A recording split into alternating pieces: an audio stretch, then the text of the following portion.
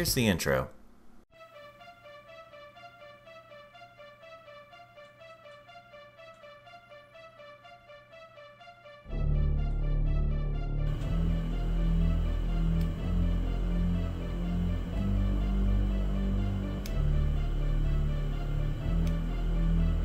Look to the past. It can mean a lot of things, but what specifically does it mean?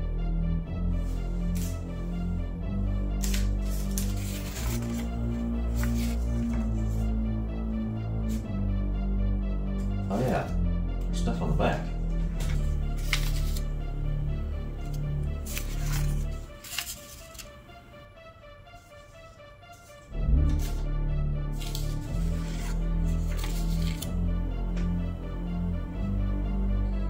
Check out your closet. I've done that a lot already. That's right, Sylvester. I've already done this a couple of times already. I'll see what good this will do. Alright, checking out my closet. I don't see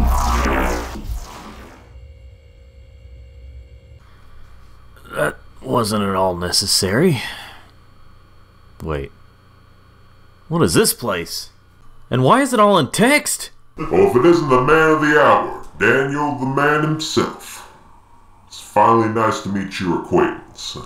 Who are you? I'm known by many names, by many different colorful people, but for simplicity's sake, I'm just going to ask you to call me James. Alright, the name of every other YouTube game reviewer. Did you bring me here? Yes, I sent those notes under your closet door. Alright. Any particular reason? Oh, my land here is in danger and I need your help. What land? There's nothing here but text. Well, weren't you the one that changed the script, genius? I was just trying to simplify it. I didn't mean to simplify it this much. Well, anyway, my land is in danger and you're the only one that can help me. How can I help? Through the powers of your review skills. I don't know how it works either, but it does. Please help me out? Well, I guess so. Thank you, Daniel. What should I review, though? Well, this is your 100th review video, correct? Wow, didn't realize that. Maybe you could review every single game that you've reviewed on your channel so far. Before I forget, including the games from your previous review shows. Yeah, that's gonna take way too much work. Plus, I don't currently own all the games I've reviewed in the past. So, I see. Well, how about all the Frogger games then? Including mobile games?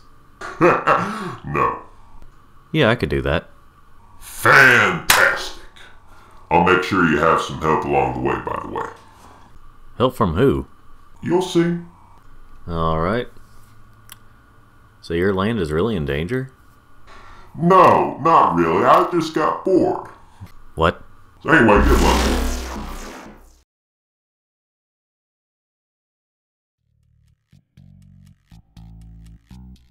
Now where am I? Well, I guess I'm doing this. Hopefully I can make this good enough and not screw it up. Which you'll probably do. Oh, hey Git. What are you doing here? Just been waiting on you while hanging out with these guys. What's up? Good eye, Mike. Hey. Hey, Sonic, Pep, and Untitled? So basically one character from each of your review shows, excluding Showtime Review Show. Cool. So, not that I'm not happy to see you here, because I'm thrilled, but why are you here, Sonic? Well, you didn't really have an established character in yet another review show, so it was a choice between me, Mario, Crash, or Master Chief. Ah, I see. Characters from the intro. Well, I guess I have some Frogger games to review. Ah, and that's where we come in. James gave us each games and such of the various decades of Frogger to give to you. I don't know what is in here, but the box he gave me for you is heavy as can be. Yeah, would have been nice to have a visual of that box, wouldn't it? Alright, yeah, that's on me. I guess we'll start with you, Git.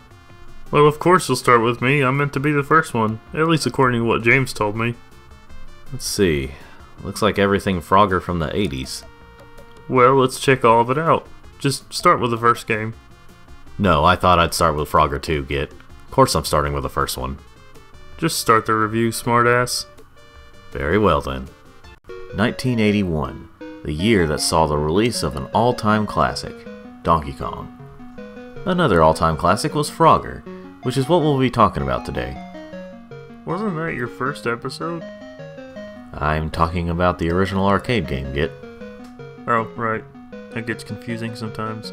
Which is why we normally say Frogger He's Back when referring to the 97 game. Got that, folks? Anyway, the working title for this game was Highway Crossing Frog, which makes sense. This game at the time was seen as a more advanced version of Freeway, which was released the same year. The port I'll be playing today is on Switch. Although the game was ported to Atari 2600, PS4, Game Boy, SNES, Commodore 64, ColecoVision, Android, iOS, Genesis/Mega Drive, Atari 500, Intellivision, Atari Family, Gamecom, Apple II, and more. But let's take a look at that Switch port, shall we? This port was released in December of 2019, but it's the arcade version, so I'm counting it here. Although some changes were made here and there. The interesting thing about the original Frogger is that you're not using one single frog named Frogger. Instead, you're just getting multiple frogs across the road and water to their homes. Doing this is considered a game of Frogger. Or did the term come from this game? I don't remember for sure, but yeah, that's the goal of the game, along with getting the highest score, of course. It is a pretty interesting setup. First, you cross the road and watch out for vehicles. But when you reach the water, it's the opposite. You dodge the water and try to hop onto logs, turtles, and eventually alligators. So you start by hopping onto the big area and avoid the small things, and halfway through, avoid the big area and hop onto the small things. And no, I don't know why Frogger can't swim, even though he's a frog. Or why these frogs can't swim, even though, you know what I mean. You get bonuses by either rescuing these pink frogs or eating flies at goals that haven't been filled yet. The music comes from an old Japanese children's song, along with music from Hana no Ko Loon Loon and Rascal the Raccoon. But for the American audience, we also have Yankee Doodle. If I was playing the original version of the original arcade game, all that would be here. But as I played the Switch version, I forgot the music is mostly different. Apparently this has to do with copyright stuff. As far as I know of, this game has 5 levels altogether, with each one getting harder and harder. More hazards come in as you progress. I can't remember for sure if after you beat level 5 the stages start over, or if you repeat level 5 over and over. So yeah, that's the original Frogger. It's a fun game. It's not my favorite, but it can be addictive. But before I get done talking about this game, let's take a look at the Atari 2600 ports. And I'll explain what I mean by ports for one system. Now ladies and gentlemen, don't be mad, but I used an emulator for the Atari games. Dan, you broke the rules! I'm sorry everyone! This is about what I'd expect from an Atari 2600 version of Frogger. You still get 5 frogs to their homes per level, you still have to avoid traffic and other hazards. It's still Frogger. It's just obviously downgraded from the arcade version. For the time, this was doable, but only because there wasn't much of a choice. Actually, there was. This one is the official 2600 Frogger game. But this one actually does feel more official than the other one. I can't remember which one came out first, but this one definitely is the better version. It's still not as good as the arcade version, but it's closer. You have the music, the better graphics, it's overall a better port. Now these days, that's like saying getting stabbed by a thumbtack is better than getting stabbed by a kitchen knife. It still hurts, but a lot less. Dan, what the fuck? Both of these were doable, but the official one is the better way to go. On Atari 2600. The best way to go, though, is the original arcade version, which has been released many times. It has been released to various levels of quality, but most are still good and playable. This game was a great way to start the Frogger franchise. Now let's move on to the next game. Frogger... Actually, the next thing is that cartoon. Really? Oh yeah, it did come out before. Well then, In 1983, CBS released a show called Saturday Supercade. It lasted from September of 1983 to December of 1984. This show featured various cartoons based on popular arcade games at the time. Well, one of those cartoons was based on Frogger, so that's what we'll be talking about today. When you gotta have a story, or you're gonna lose your job. Alright, so I haven't watched the show on TV, but I'm gonna make a completely insane guess that the quality was much better than this. I borrowed this from a YouTuber. Thanks, Game Pain, please don't sue. Be my Frogger. You gotta be my Frogger, and I wanna be with you. The cartoon screams Hanna-Barbera, but surprisingly, it wasn't made by them. I guess it just took heavy inspiration.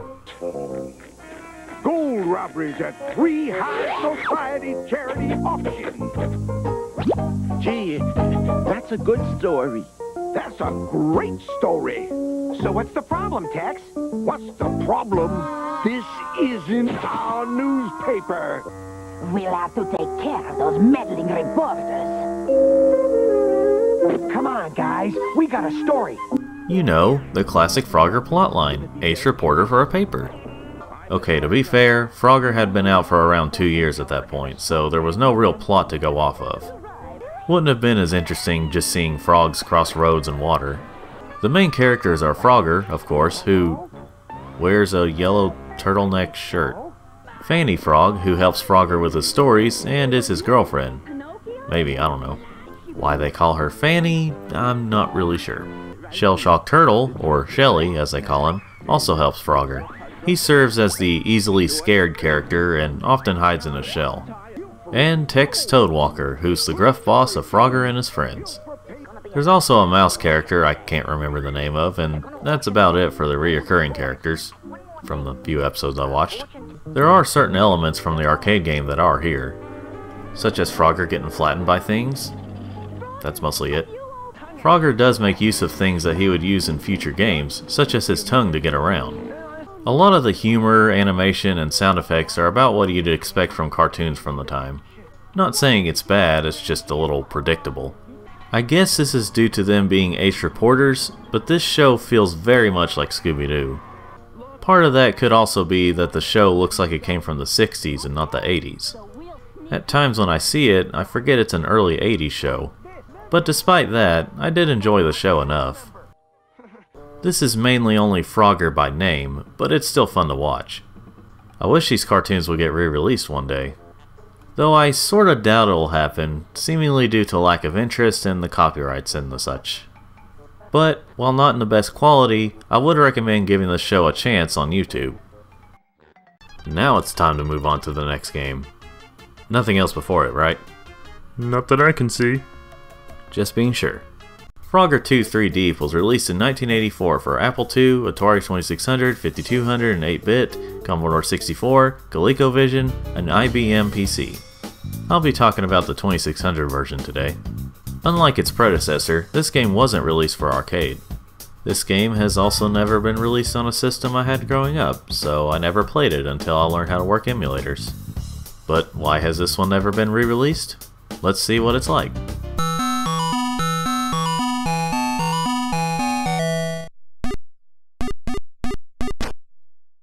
Awesome. So in case you're a bit confused, as I'm sure many players were at the time, allow me to explain. These things at the top are berths, and you have to move each frog to those berths. While doing this, you have to watch out for these fish and fight the consistently moving water. I'm not really sure if these frogs are underwater at this point, or if they're just in shallow water. It is called 3 Deep, but I'm not really sure how big these frogs are supposed to be. Anyway, once you fill all of those, you're in this level that's above water, and you must jump onto the fish and other objects and creatures. Similar to how Frogger 1 did things, except they separate the two sections into separate levels. I can definitely tell you that you will need a manual or the internet to figure this stuff out, unless you don't mind trial and error. It didn't take me too long to figure it out, but it still took me a minute to figure out what to do. Apparently there are 3 consecutive levels in the game, but unless there's something I'm missing, I've only seen 2 levels.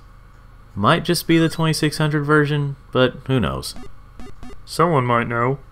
I realize that, Git. But the version I played is fine. Nothing special, but once you figured out the patterns, it can be fun to play. I would rather play the original game over this one, but this one isn't bad.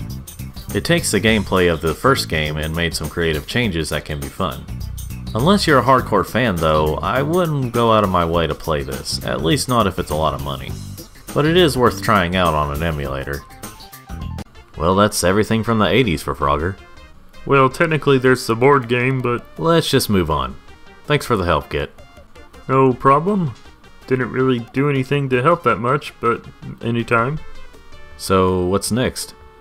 I think Sonic's here to help you with the next part. Got a case of 90s Frogger stuff over here. Oh, way past cool. Please don't say that. Okay. So I guess I'll start with the 1997 Frogger game then. Actually, there's something before that. Why don't you take a look? Oh hey, there is. I'll just start with that then. Back in 1991, there was a Frogger game being made for Game Gear. It was being developed by S-Plan and was set to be published by Sega. The game was eventually cancelled, possibly due to licensing issues. But thanks to whoever leaked the prototype of the game, using the good old internet, we are able to play it through emulation. So, why don't we see how the game is, as far in development as it got.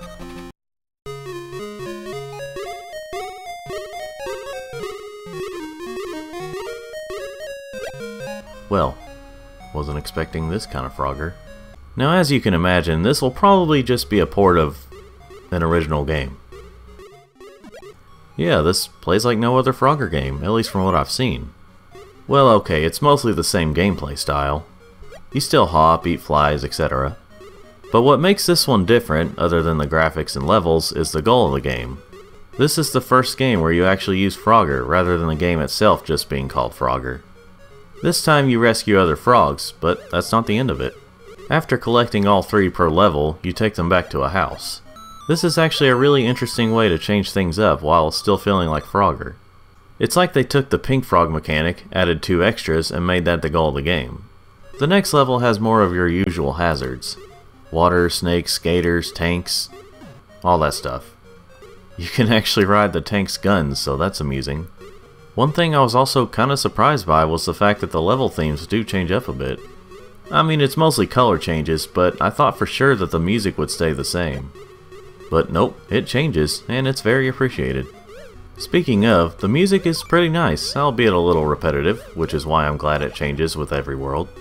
Seems to me like this game was mostly finished before it was cancelled. Wish I knew for sure why it was cancelled, cause this would have been a great game to play officially.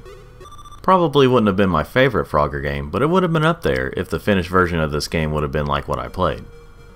I wish Konami would release an official way to play this game, cause this is great. I would definitely give this a try if you can learn about emulation. From what I played, it's really fun. Now I can talk about Frogger He's Back for the 4th, or depending on how you look at it, 6th time. If you've been on this channel, you basically know how I feel about the PS1 version of this game, assuming you watch those videos. This was the first game I ever reviewed. Then I reviewed it for the 20th anniversary, and then again to start DRS. So rather than doing a full review of it again, I'll just briefly go over it, as well as the other versions. The PS1 version, which was released in September of 1997, is an all-time classic for me. The first world you start out on is set up like the classic arcade game, just with a zoomed-in camera. But other worlds completely change up the patterns you may have been used to with the first game. And rather than guiding frogs to their homes, you instead rescue baby frogs. Though the main goal of the game isn't really gathering all the different colored baby frogs, that's just how you beat the levels. Well, okay, you do have to get them to progress, but the real main goal of the game is to gather all the golden baby frogs. These unlock more worlds, which also gives access to find more gold frogs. You can beat the game if you've unlocked the final level and beat it. But to get the true ending, you must get all the gold frogs. The rest of the game is mostly for high scores. Now of course this game is far from perfect, as it seems mostly only people like me who grew up with the game still find it great.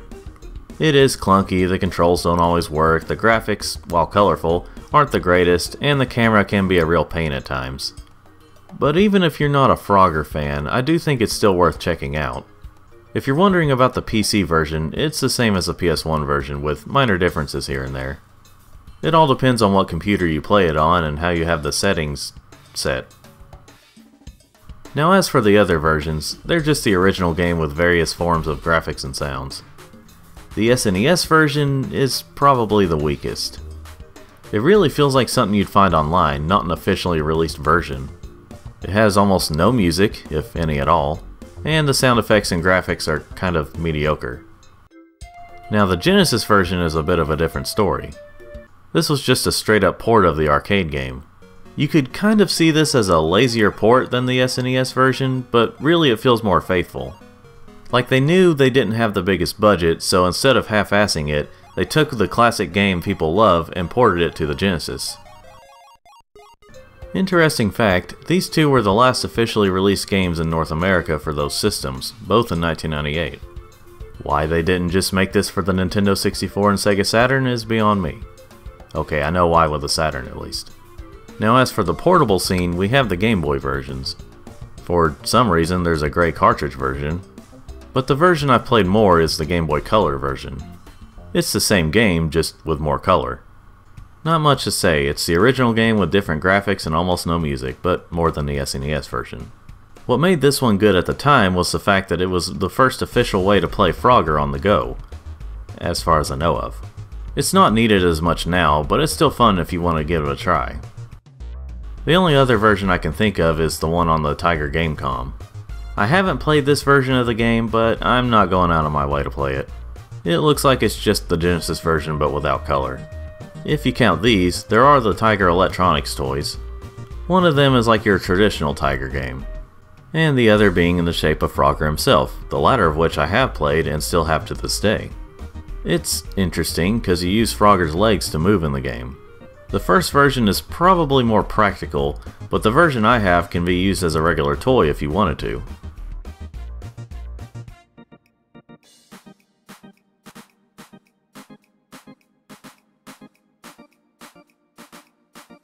So if I were to rank the different versions that I've played from worst to best, it would go like this. SNES, then Game Boy Color, then Genesis, and then PS1/PC. The Tiger one I have is more of a toy to me. But yeah, those are my brief thoughts on Frogger He's Back, /Frogger 3D, /Frogger 1997. Well, I guess that's it for Frogger in the 90s. Wait. Yeah, there's one game left. But Frogger 2 Swampy's Revenge was from 2000. Well, it all depends on how you look at it. Some might say 2000 was the last year of the 1990s. Well, there really wasn't that much to talk about with Frogger in the 90s, so I'll count this one. I have already reviewed this game before, but it's been a long time, so I'll go over it again.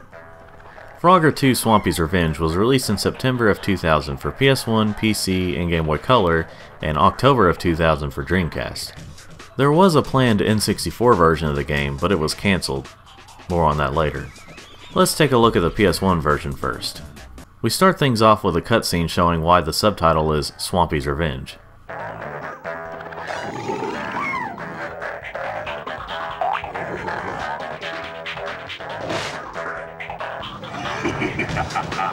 Look, I can imagine being jumped on wouldn't feel too good, but good lord. The plot of this game is simplistic, but it does give enough motivation to see what the rest of the game is like.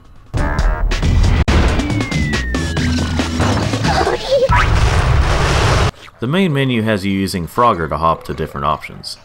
I mean, it's not super complicated, it's just a fancy version of a main menu.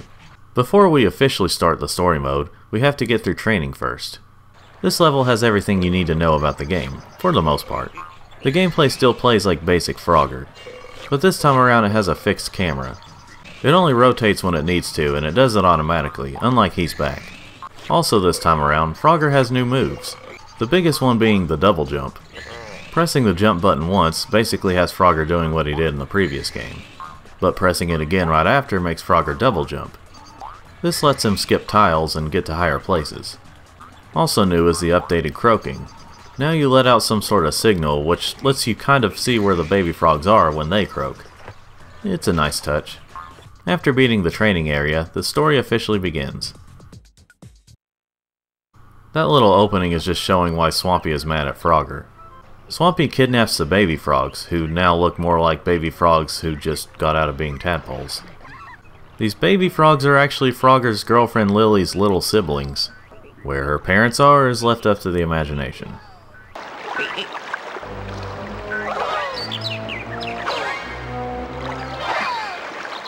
Yeah, good babysitting skills there, guys. Anyway, after realizing the babies are gone, Frogger and Lily go out to search for them. We start things off in the gardens. Frogger has to get past different types of lawnmowers and bees. One thing that's very different about this game is that you don't get sent back to the start of the level when you rescue a frog. Instead, they act as checkpoints most of the time. This game is a lot more linear than the previous game. The goal is still to collect all the baby frogs, but for a majority of the levels, it's done in a very linear fashion. There are also no gold frogs to collect, but that's alright. Boulder Canyon changes things up by having us use Lily.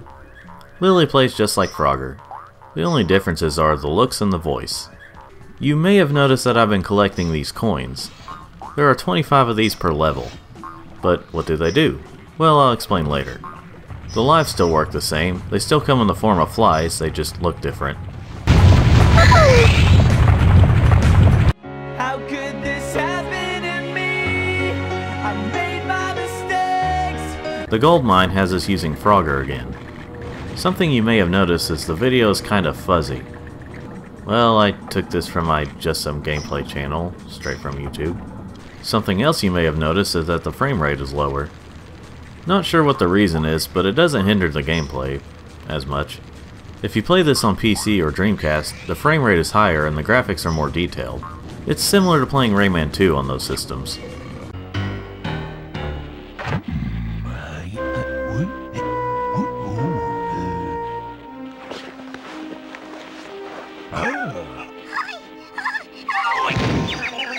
You're going straight to hell. Why, you little... Grindstone has Lily going through a jungle with weird-looking enemies. Pyramid Climb has us climbing a pyramid. It has fun slides. Something I forgot to mention earlier is that if you hold the jump button after the second jump, you'll do this little glide. It can come in handy if you're about to run into an enemy or almost miss a tile. The ant's nest has you navigating through the nest of ants. There are the little ants and the questionable ants. There's also a secret room that's full of these lives, so that's neat. Lava palaver is a bit on the tough side. You have to watch out for, you guessed it, lava.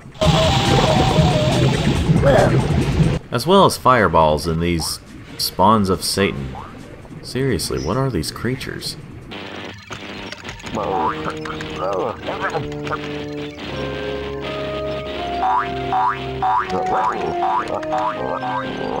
I feel ya, Frogger. D5Co Lab, or Disco Lab, has nothing really to do with disco. I guess that's why there's a 5 there. Big difference. This place really tests your double jumping skills. I love doing that. Yeah, I discovered this as a kid. As the game loads, keep pressing the croak button and whoever you're using will do what I just started calling multi-croak. This won't work unless you're doing it in story mode or playing the training level. Anyway, Research Facility has you going through different levels of experiments, including these poor exposed brain blue monkeys.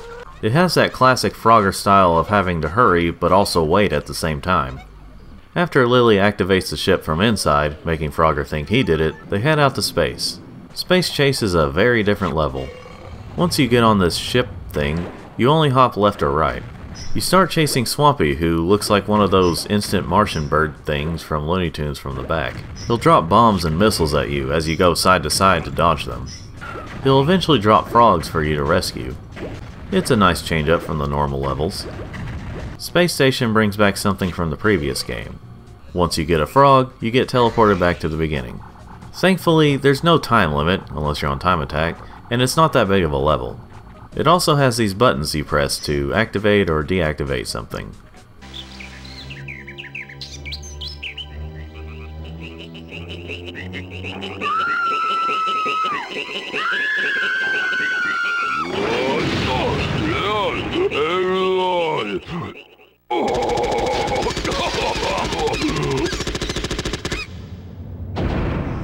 A bit too much hype there. Infernal Machine is another level that tests your jumping and double jumping skills. For the most part, it's a side-scroller, so that's different. Space Suckers has a similar setup to Space Station, where once you get a frog, you're back at the beginning. Only this time you do get frogs in a certain order, so it's more linear like most of the game. Something you might have noticed is that Frogger and Lily have been eating different types of bugs. Where the previous game had you eating bugs mostly for points or time, this game has you eating bugs that give you power-ups, such as Quick Hop and Auto Hop, which, well, the names basically say what they do. Just be careful when you're using them, because the camera isn't always great at catching up with you. In this kind of intense scene, Frogger reads Swampy's plans and goes after him, like he's been doing this whole time. Graveyard Garden has a very Castlevania vibe to it. Konami, you silly. It's a bit spooky and scary and kind of violent for a Frogger game. Alright, maybe not. You've most likely noticed this for a while now, but if you look at Frogger's back, he has a yellow stripe. In He's Back, he has a red stripe on his back. So he decided to go with the mustard this year instead of the ketchup. Why the change? I'm not really sure.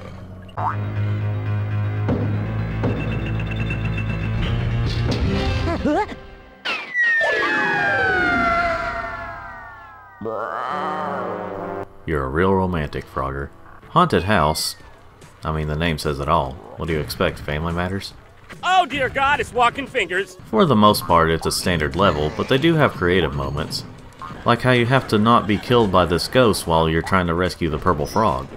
But the ghost keeps moving the purple frog, so you have to keep going until the ghost gives up. Frogger goes on a dark log ride and finds Lily, who's been captured. Swampy then starts a machine that puts baby frogs in the boxes, I'm assuming to be sold. Luckily, Frogger is there to let Lily out, and what the heck are you doing, Frogger?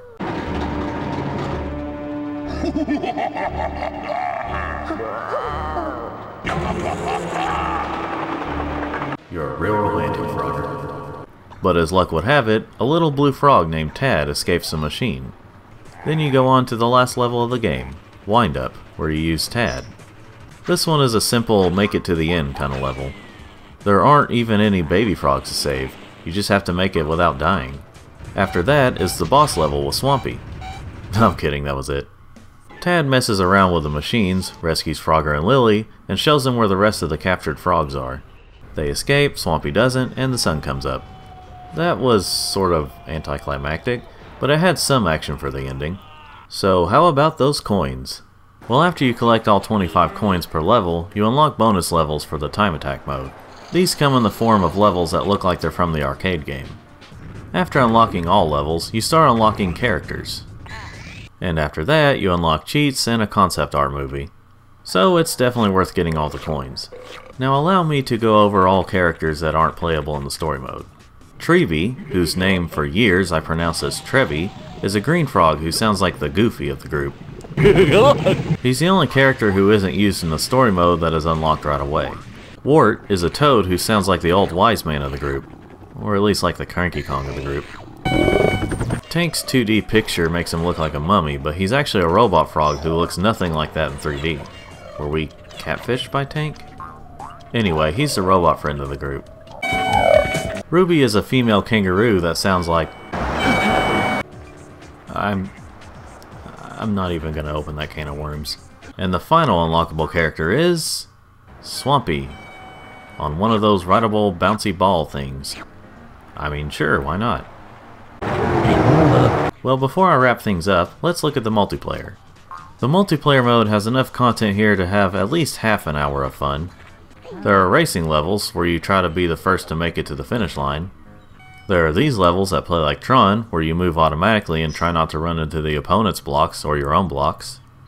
And the rest are like the previous one's multiplayer, whoever gets the most wins. Previous one had flags, but this one sticks with baby frogs. The multiplayer is not a must-play for this game, but it is kind of fun with a friend for a little while. I very much enjoyed Frogger 2 Swampy's Revenge on PS1. Unlike Frogger He's Back on PS1, I feel like this one could be more enjoyed by people today, even if you don't have nostalgia for it. Don't get me wrong on that, I love the first one, but I will admit it is mostly nostalgia. Swampy's Revenge, while pretty short, does improve in many areas. So how about that Game Boy Color version? Well, this one is just called Frogger 2 without the Swampy's Revenge part. But unlike the previous game, this one is completely original. Not like the arcade original nor the PS1 version. It just uses Swampy's Revenge artwork. This one is a lot more focused on getting to the goal and collecting gems. This felt like an early version of where the Frogger series would go in future games.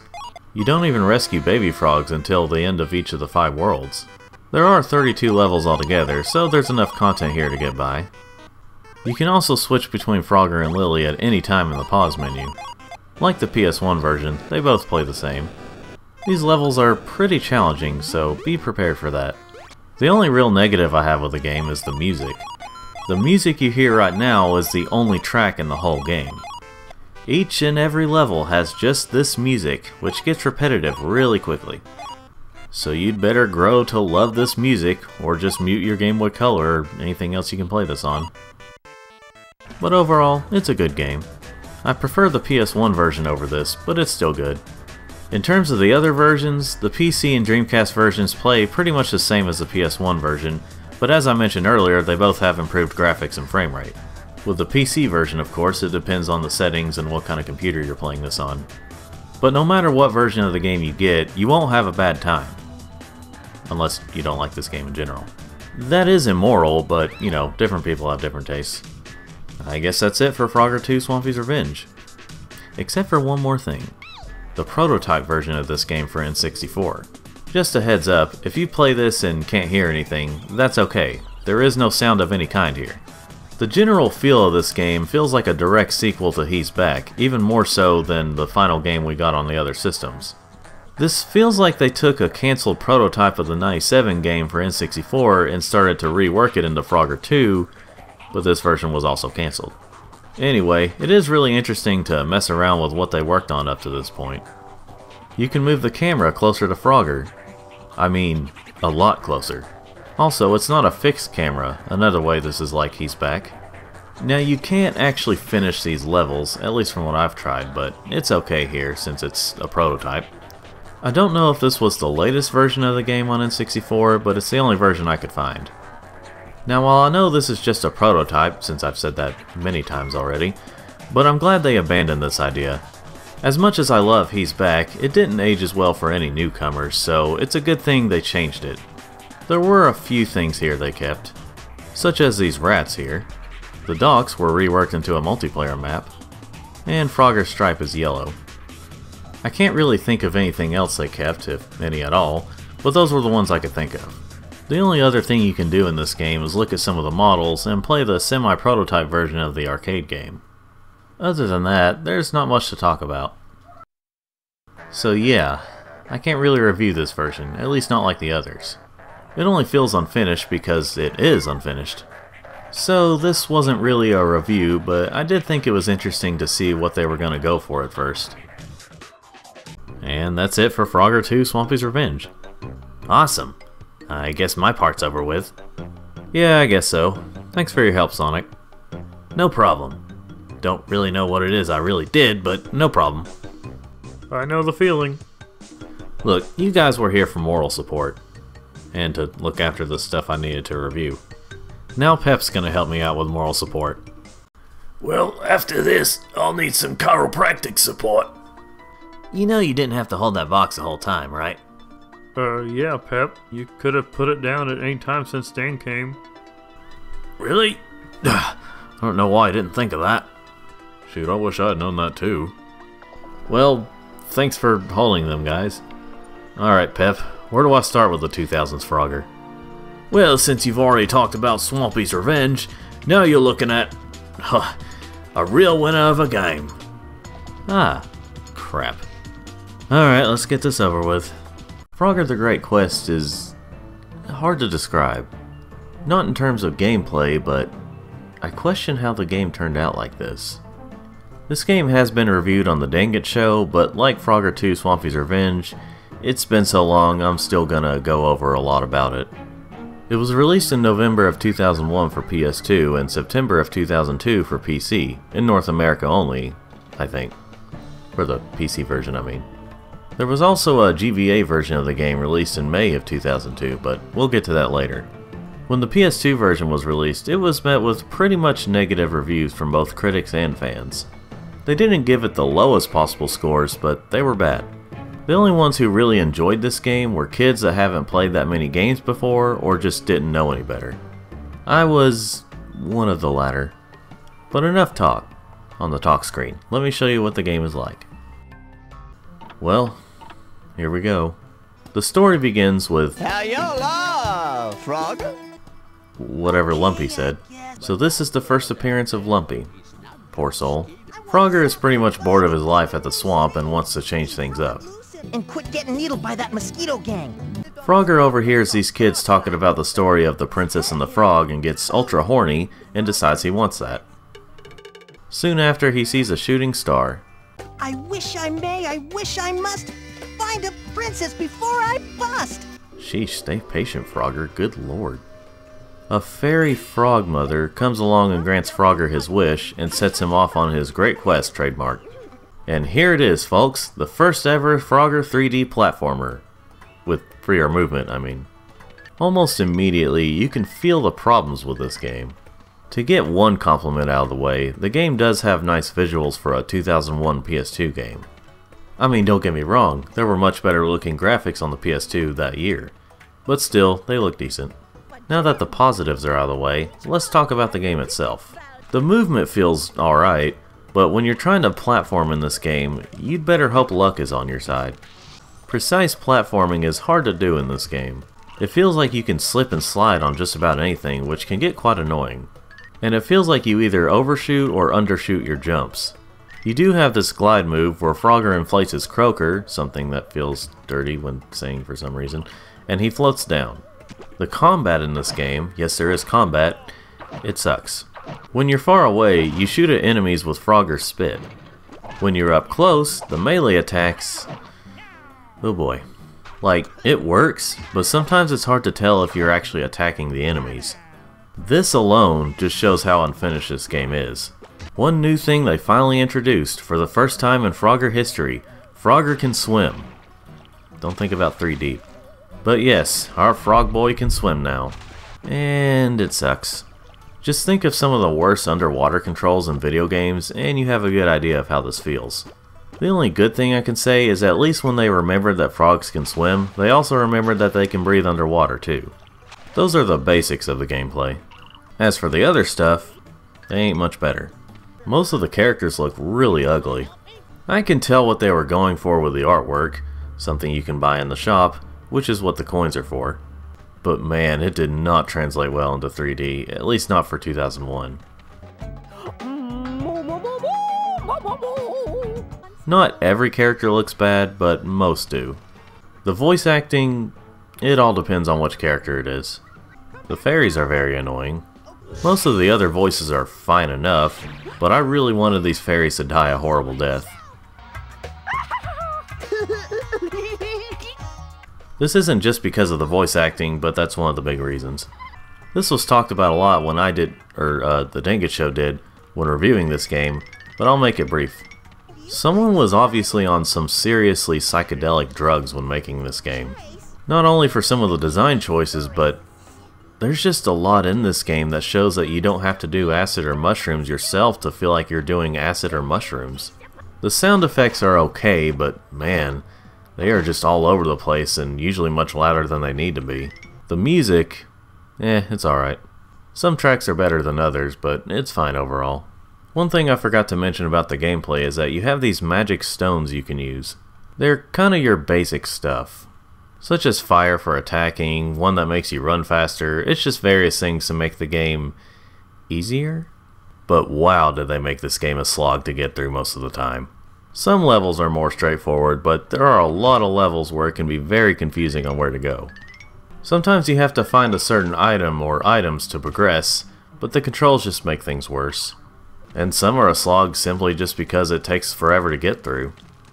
Especially the last level. Dear Lord in heaven above, this level takes a long time. But once you make it to the last area, you fight the final boss, where the princess and the fairy frog mother are being held. After defeating him, you save the princess, she kisses Frogger, he sadly becomes a human.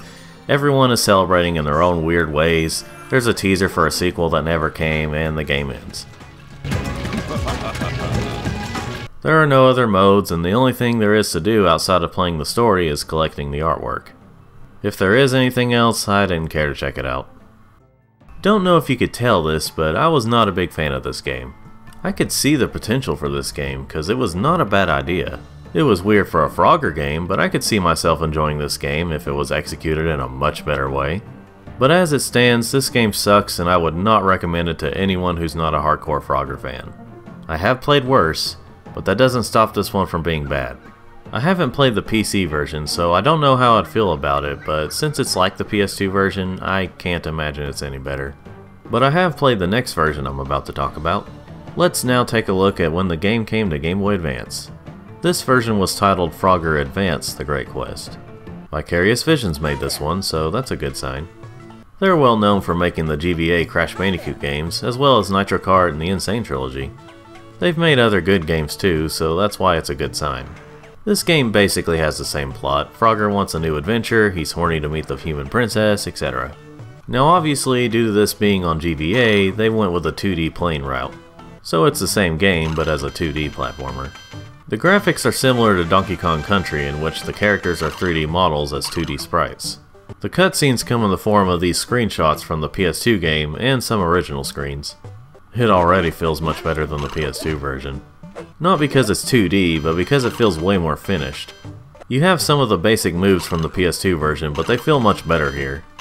Only things missing here are the Power Stone things and Frogger spitting. But they got replaced by this little stone you can use to stun enemies. You can use the stunned enemies as platforms, so that's neat. At the end of each world, you do get a new move, or an enhanced version of a move. As for the sounds, well... yeah, not too great. It all pretty much sounds bit crushed, but the coins are the worst. It is a little funny when you try to eat bugs for health when your health is full. Frogger will say, "But I'm not hungry." And, I don't know, it's charming. That's pretty much where all the voice acting comes from. Certain actions from the characters, mostly Frogger. The music is fine, it's just shorter, possibly remixed versions of the tracks from the PS2 version. Bruiser just played through the PS2 version, and he will never recover. This game kinda follows the Sonic Advance 3 logic. Well, actually, this one came out first. Anyway, what I mean is, there are 3 levels per world with a boss level at the end. And unlike the PS2 version, all these levels are linear. Well, almost all. There are a couple that have kind of a maze, but they're not too bad. So far, this seems like a much better version of the game, so it must be good, right? Well, not really. It's not a bad game, but it still has problems. There's the audio, like I said. There's also the fact that this game is extremely short. Like, this game only has 4 worlds altogether. So that's only 12 levels and 4 bosses. The levels aren't that short, but still, that's just 12 levels. So to compensate, this game doesn't have a save feature. Instead, we have just passwords. Now, there were quite a few early GBA games that had a password system, so it's not too surprising here. But still, I feel like they could have had at least one more world here. Though, given the rush job that was the PS2 version, I imagine these guys didn't have a lot of time either. So if I learned that there was meant to be more to this game, it wouldn't surprise me. But despite all that, I still find this game to be alright overall. Nothing great, but it's a big improvement over the PS2 version. Though that's not that hard to do. I have played much better games than this, but I still found this game to be alright. It's on the short side, but I suppose that's good for a car ride somewhere slightly far away. So I would recommend this version over the PS2 version, but not over many other Frogger games. Ooh, lord. At least that one was over with. Now on to the good stuff with the next game. Yes indeed. Frogger's Adventures Temple of the Frog was released on GBA in November of 2001, around the same time as the PS2 version of The Great Quest. This is why the art style is basically the same on the cover. This will be a reoccurring thing for later games. But this is a much different game than The Great Quest. Why is that? Well, let's take a look and see. This game's audio was licensed by Factor 5 on their contracts.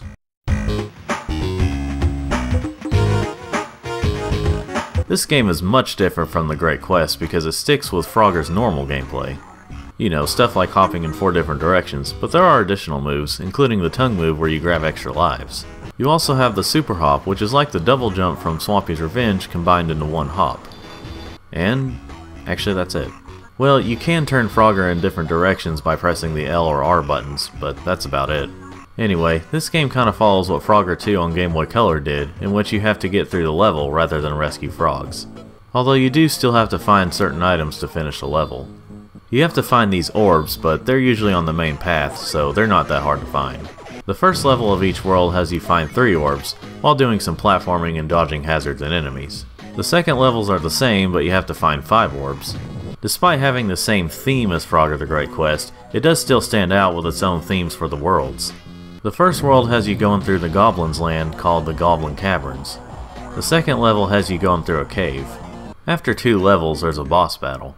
The boss battle here is a giant goblin. You just have to press the right buttons in the right order, so it's not too bad. The second world is the Snake World, which is called Ancient Ruins, but it's a snake world. This one has you going through a jungle with pyramids and such. If you're wondering about the coins, they come in handy later on.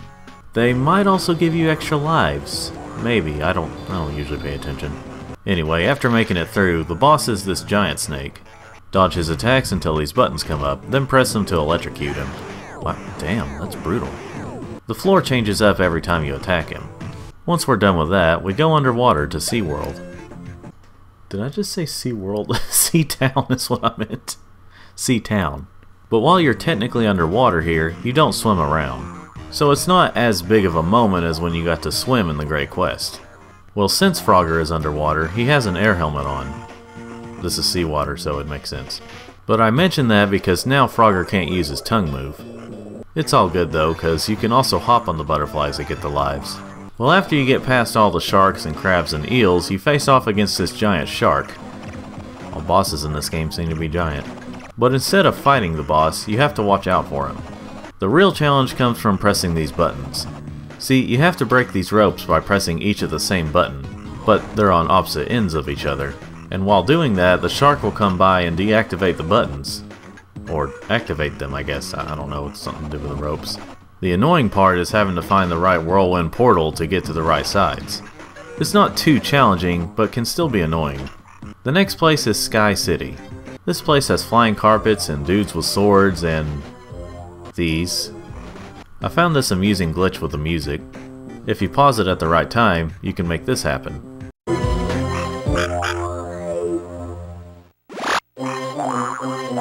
Fun times. Speaking of music and sounds, they're definitely better in this game than they are in the Great Quest on GBA. A lot of the music does sound samey, but it's still decent. The boss for this world is a jewel thief, and you have to collect more blue jewels than him in time for 3 rounds. It's one of those sometimes hard, sometimes easy challenges. The boss can't kill Frogger, but he can stun him for a couple of seconds. After that, we head to the last world of the game, Temple of the Frog. Remember those coins? Well, you have to pay this guard a certain amount of coins to get through.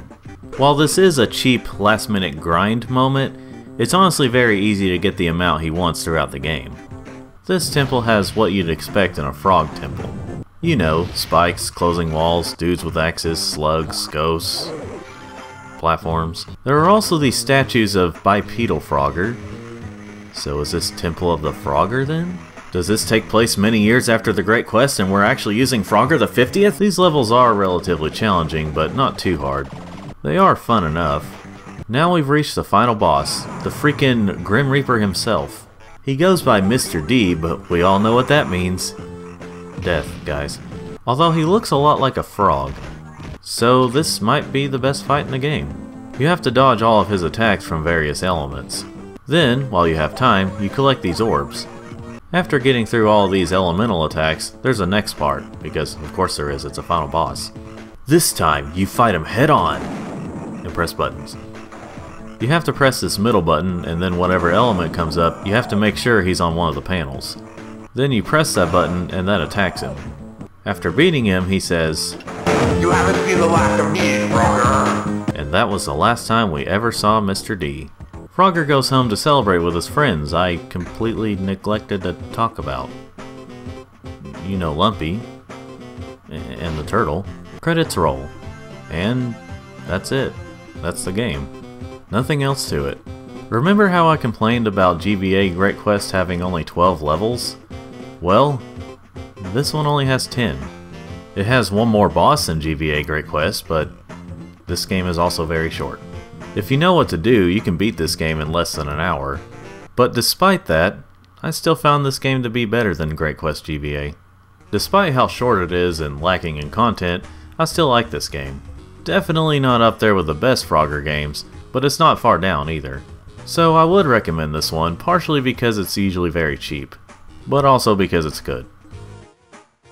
3 down, many more to go. What's beyond this point, Pep? Funny you should say beyond. Well, back to the not very good stuff. What do you mean, mate? You'll see. Frogger Beyond was released in December of 2002 for GameCube and Xbox. Then later came out in March of 2003 for PC and June of 2003 for PS2. Not in North America. Due to that, I didn't have this game growing up, so I don't have much of a nostalgic connection with this game. Why it never came to PS2 here in North America, I have no idea. Anyway, so what do I think of it as an adult? Well, let's check it out.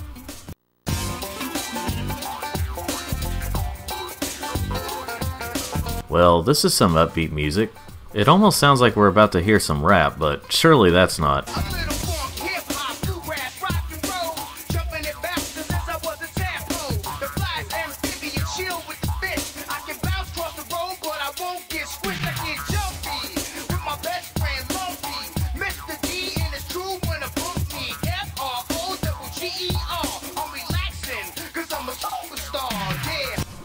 Well then, for some reason they found it necessary to have cringe rap music. Moving on. You know what, Lumpy? What's that, Frogger? I never thought I'd be so happy to see this place. That animation is a bit weird. They went for this slight cel-shaded look for the graphics, but the animation for these scenes are odd to say the least. This is also where they decided to make Frogger a kid, or at least give him a kid voice. Yeah, but I've been to tons of places. I'm tough now. I'm large. I'm the biggest frog in the swamp. I still don't see why companies still think that kids just want to see kids do things in games and other media.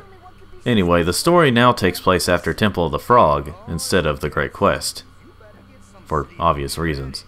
Frogger's big boy birthday is coming up, and he's looking forward to it.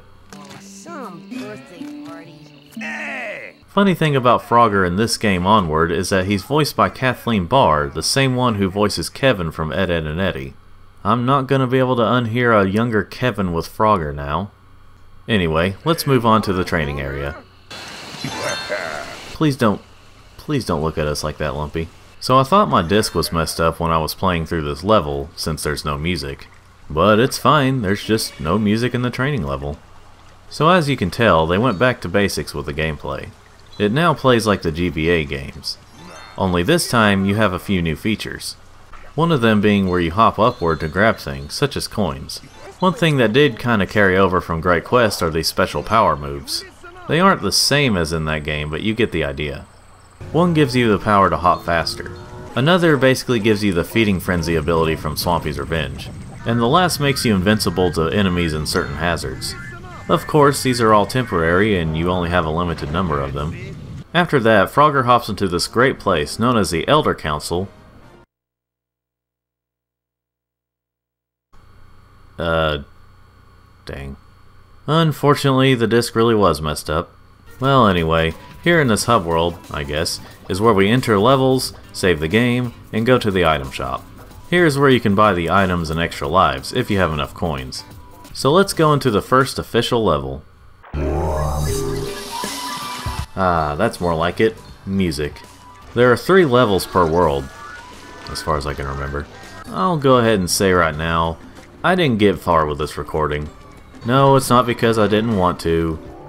Well, okay, that is the reason. But that's because this game is hard as balls. Not in a way where it felt like it was my fault most of the time, but because this was not a very well made game. It is way more finished than the Great Quest, but I mean with enemy placements and mechanics outside the normal gameplay. While I don't have much footage of them, There are mini-game type levels, or levels with that stuff. They do not function that well.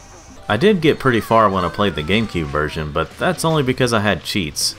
Even then, it was still unfairly difficult. At the end of each world, there are bosses. Well, the first one isn't too hard, but it goes on way too long. Also, no health bar, so that makes it feel longer. I just didn't like the way they made these levels, and there are way too many things that can kill you. Which is sad because this game looks and sounds nice. The graphics are nice for a 2002 game, and the music and sounds are fine. The gameplay itself is also fine, but everything else just bogs the game down. So, sorry folks, there's not much more for me to say. There is a time attack mode, but that's about it in terms of extra modes. And that's all I've got to say. I don't know how I'd feel about this game if I played it as a kid, but as it stands, I was not a big fan of this game. It's just too stressful to get through the levels. Though it is better than the Great Quest and is pretty cheap these days, at least on Xbox. So if you were curious enough to try it, I'd say give it a go if it's not too expensive. Sorry I couldn't give a better review of this game. Honestly, if you want a fuller review, watch Nitro Ride's video on it. As for me, I'm moving on. Frogger! Hey, what is this? Metal Gear Frogger? Oh, that's why. Yeah, disappointing really. Well, perhaps this next one will be better. You know, I bet it just might be. Frogger's Adventures 2: The Lost Wand was released in November of 2002 in North America for GBA. It's a sequel to Temple of the Frog, but takes on the art style of Frogger Beyond for the cover. But like Temple of the Frog, it may share the same art style as Beyond, but the story is completely different. This feels like it could have been its own storyline entirely, even separate from the first Adventures game.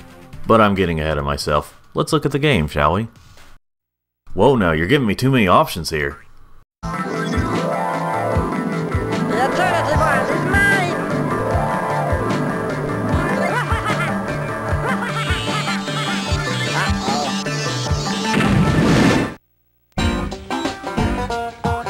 What a shift. Now, as you could have predicted, I won't be looking at the multiplayer, but I'm glad there are extras in this game. So the plot of this game is, while Frogger is trying to have a relaxing day, weird magic tricks start happening. We soon get our answer from this guy who comes out of Frogger's bathroom mirror. How long he's been in there? Well, might want to keep the police in mind, Frogger. So this guy, who calls himself Hocus, says he needs help with his world he's a ruler of, Magic World. He needs all the magic shards. Frogger agrees to help. I mean, if he didn't, we wouldn't have a game, so... Then we start the game on the Jungle Island and Jungle River. The gameplay is pretty much the same as the first Adventures game. Only this time, Frogger's tongue seems to reach out further. And instead of coins, you get these little blue balls. Grab so many and you get an extra life. Of course, you also have separate items to give you lives as well, in the form of these little frog heads. What's a little interesting is that the checkpoints can be activated more than once. I don't know, I thought it was interesting. What's also new in this game are these cards. There are 4 in each level. If you get all 4 and reach the previously locked portal, you'll be transported to a place with many blue balls and lives. Collect as many as you can within the time limit without dying. It's a neat reward. We reach the end and we get a life in a weird way. Basically, it's easy to get lives in this game. The next level is Trampoland. Alright. It's this ancient ruins looking place. The main gimmick here are these trampoline type things that jump you over 2 tiles. Gotta watch out though, as the wrong ones or the wrong places to jump will lead you to your death. And like the previous game, each world has 2 levels and a boss fight. Dozy Dragon is an epic fight of having to keep the dragon asleep. But these birds keep trying to caw! So you have to slap them with your tongue to keep them quiet. For good. After beating the boss, the dragon turns out to be a regular lizard or salamander or something. And we get the fire shard, which is what caused it to become that way. That world was fine enough as a starting world. Next we head on to the Snow Island, starting with Snowy Peak. They put a little too many snowmen here, but otherwise it's a fine level. You may have noticed that the graphics are more cartoony here than the last game. I mean, Temple of the Frog looked cartoony, but this one is even more so. With the designs, the animation, the sound effects, etc. Whether that's a good or bad thing is up to you. I personally think it looks good, although Frogger looks a bit weird with the way his cheeks puff out. Ice mines is pretty much what it sounds like, a mine with icy stuff in it. As you can imagine and, well, see here, the gimmick is making it across parts of the level while riding minecarts. Don't forget anything, because if you do, you'll either have to ride the carts again or you'll have to start the level over. But it's not a big deal if you don't get everything, because all the collectibles really just lead to lives. The boss for this place is a giant snowman robot thing called Frostbite. This battle is done by pulling these bombs into these pits. Once he's done throwing them, you have to hop on the fire shards that appear, thus attacking him. Do this 2 more times and you'll beat him. Just hope you're quick enough and can avoid pits. At the end, we save the seal and get the ice shard.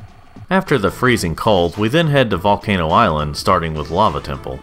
Wow, the water in this place has a very interesting look. This is when the game gets a little harder. Seems to be more hazards in the way. Magma Cavern is also a bit difficult, but you also have to be pretty patient. The game's soundtrack is a bit on the weird side. Each track has similar sounding instruments, but they all stand out enough. They're just on the weirder side compared to the previous one. But I will say, this game does sound better than Temple of the Frog. The boss for this place is Fiery Guardian. This one is a little on the annoying side. You have to hop on these moving platforms, but you have to be out of the way when he breathes fire or pulls lava. To attack, you have to jump on these ice shards. After beating him, no one was inside or changed back. That was a straight up guardian we murdered. Hocus is like, "It's all good, bruh, let's move on." So when we do move on, our next destination is the Haunted Island with Path Through Town. What a creative name. I have yet to play many Castlevania games, but I imagine they took some inspiration from them to make these levels. The music is pretty awesome here.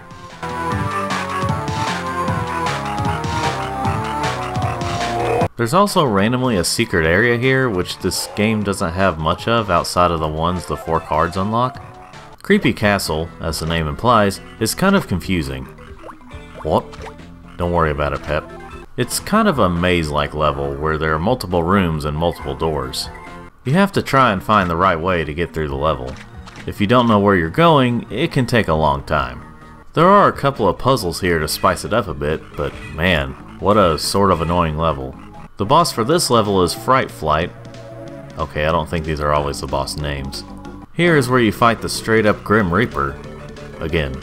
But it's not Mr. D. Like I said, this game feels like it can be its own thing. Basically just watch out for the Reaper and his scythe until the light shard comes up.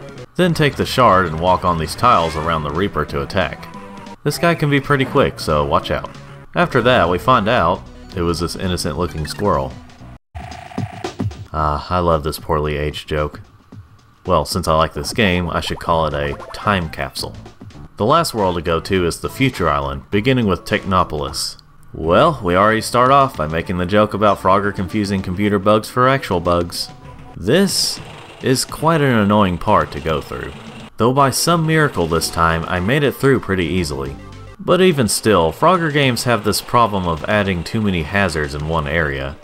Like, there's a pattern here, but because of how many enemies there are, it's hard to keep up with the pattern. But luckily, that was the worst of it. Most of the level is just trying to jump at the right time, whether it's these moving platforms or moving vehicles. Digital Domination has you going through this very orange level to get to the end. Something about this level, the look, the music, and everything just gives me sort of a weird feeling. I'm sure there's some scientific reason, but I don't know what it is. Anyway, it's not a bad level. It's not too easy or too hard. As for the last boss of the game, Short Circuit, is just Simon Says. Just hit the right notes at the right time and you'll do well. I am not too good at these, cause there is a point where it goes too fast and or has too much to memorize. But after a while, I did beat the robot and got the last magic shard. Although, we're not quite done yet. Hocus restores the magic shards, but as it turns out, he was evil all along. The guy we saw in the intro was the evil Pocus, who was with us throughout the adventure. So now we've been sent to Magic World, where we meet the real Hocus, who has a more traditional wizard hat rather than a magician hat. After learning about why we were sent to get the shards for Pocus, Frogger must now navigate through this weird magical world. This is quite an interesting place, and it's a fine enough level. Although there is this very annoying part where you have to be quick and pray that the animation will be fast enough.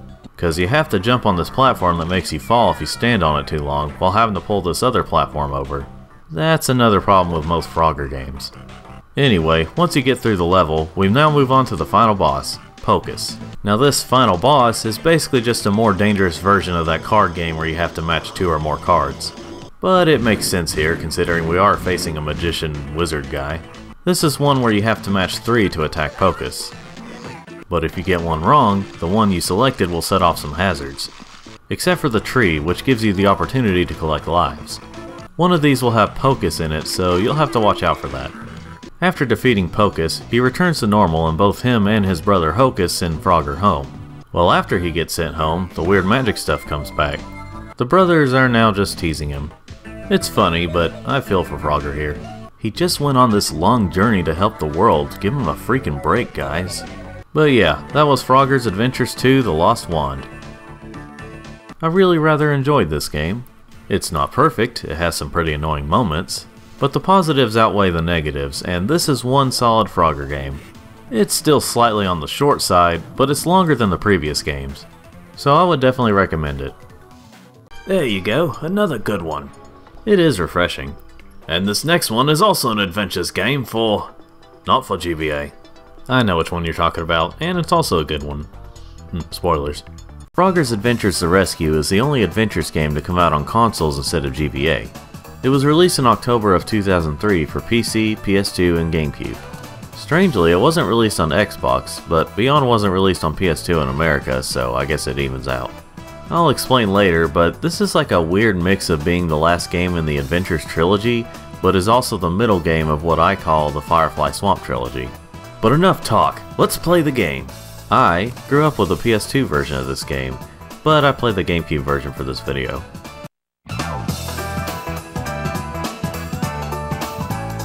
Well, this menu screen is alright.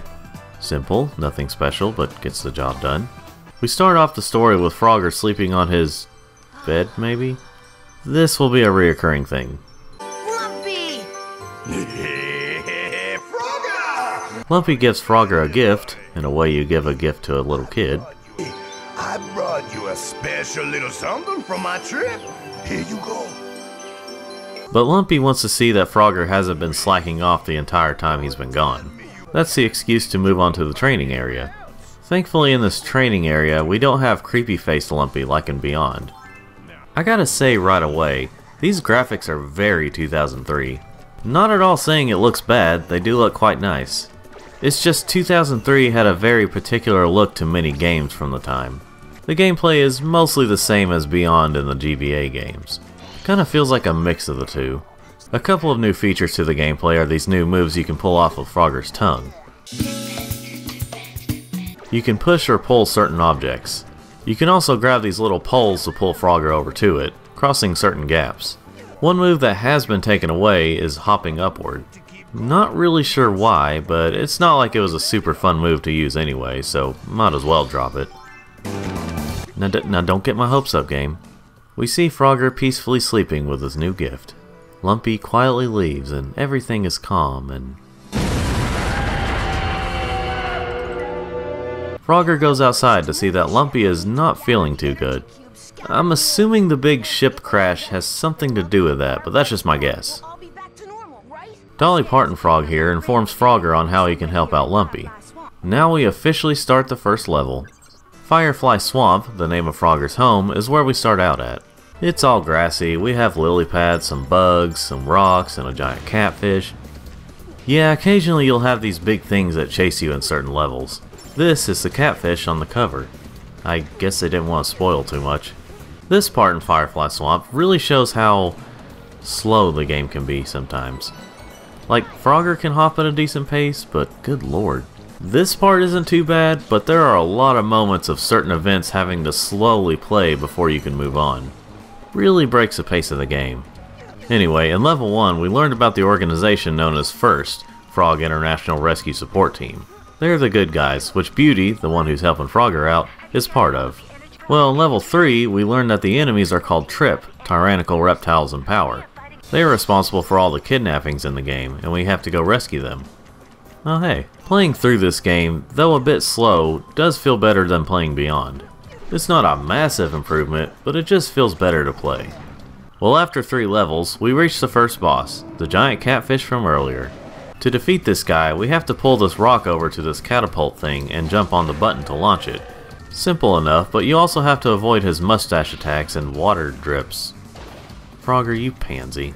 Thankfully it shows how many hits are left on the side. It might be a little challenging for beginners, but it's not that hard. After defeating him, the cutscene shows that we found Mechanic Frog, who helps restore Firefly Swamp. Though to help Lumpy out, Frogger still needs to find Dr. Frog. But before they can discuss it, someone by the name of Dr. Wani comes up on screen. He informs them that his team at Trip plan to execute Dr. Frog in 3 hours. So then Frogger becomes an official member of First and we move on to the next area, Metro Mayhem. This is the city world that's present in most Frogger games, or at least has a road with moving vehicles. The whole world sees you climbing up a building, at least that's what it feels like. The 3rd level has you trying not to be killed by this giant, solid chocolate wrecking ball. That's how I saw it as a kid anyway. The boss here looks like something from a toy line. What you have to do to defeat it is, once it spits out these gears, you have to place them in the right place. You have to get them all while dealing with its attacks and minions. This demonstrates how slow the animation is for Frogger pulling stuff. It wouldn't be so bad if it didn't lock you for a couple of seconds. And even after the animation's done, you're still locked for almost a second. Yet you're still vulnerable to enemies and hazards. I know I'm talking about seconds, but in these moments, it can feel longer. This is not the worst of it, but it can be bad. But thank God the gears stay in once you've got them in, even after you die. Frogger rescues Dr. Frog, but the building starts to crumble at the top. Luckily, 2 of the escaped First members and Beauty come to help out. Ranger Frog helps Frogger, while Ninja Frog helps Dr. Frog. These have got to be the agent names and not their real names. Well, later in the scene, we're informed where Army Frog is, and now we're headed off to help him escape the Molten Island. This is our lava world for the game, and it's almost purely lava and rock, with a touch of machines. But looking around, we see that there were living beings here, and if you skip the dialogue, you might think that these people died or something. Well, they've been rescued because this is a kids game that would probably still get an E rating even if it were ever re-released. Frogger, we're counting on you. But apparently people have been kidnapped because they're trying to find the key person to activate the ultimate weapon. Army Frog will tell us more once we've rescued him. But before we do that, we must battle this robot dragon. This has got to be the easiest battle in the game, possibly even easier than the first. All you have to do is sit on these buttons until the water fills up, and that attacks it. Sure, you have to dodge it and its attacks time to time, but it's not that hard at all. The water doesn't even drain once you get off the buttons or something, it all stays. So yeah, after beating a very easy boss, we've rescued Army. Both of you, this way! After narrowly escaping the volcano, we set course for the Forgotten Island.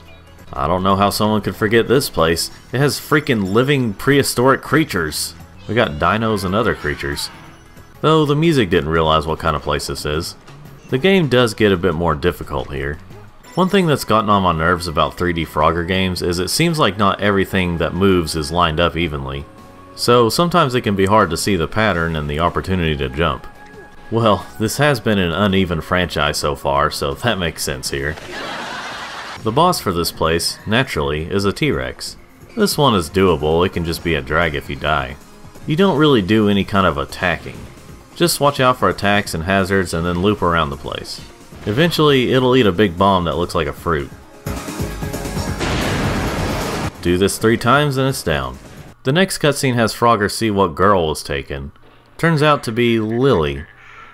Huh. Now it's personal. After Dr. Wani blows up the Forgotten Island, killing dozens of dinos, we head off to the Puzzling Pyramid. This game has definitely been more focused on puzzles than previous games, so it makes sense here that there would be a world that's mainly focused on puzzles.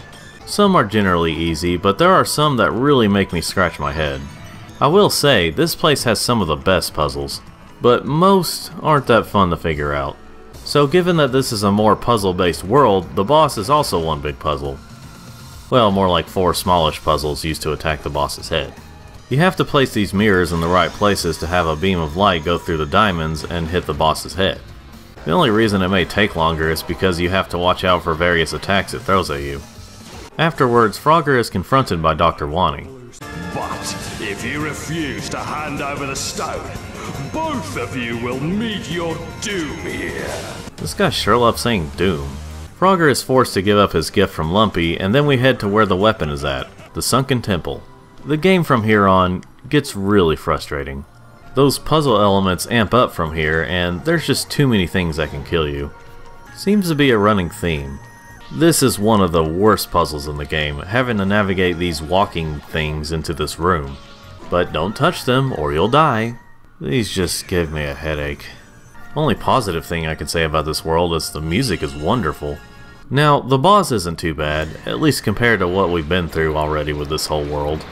You have to wait until the boss throws these little diamond things at you, but then you need to get into the right position for it to attack the boss in the right places. It's a neat idea, but it does get pretty hard by the last hit.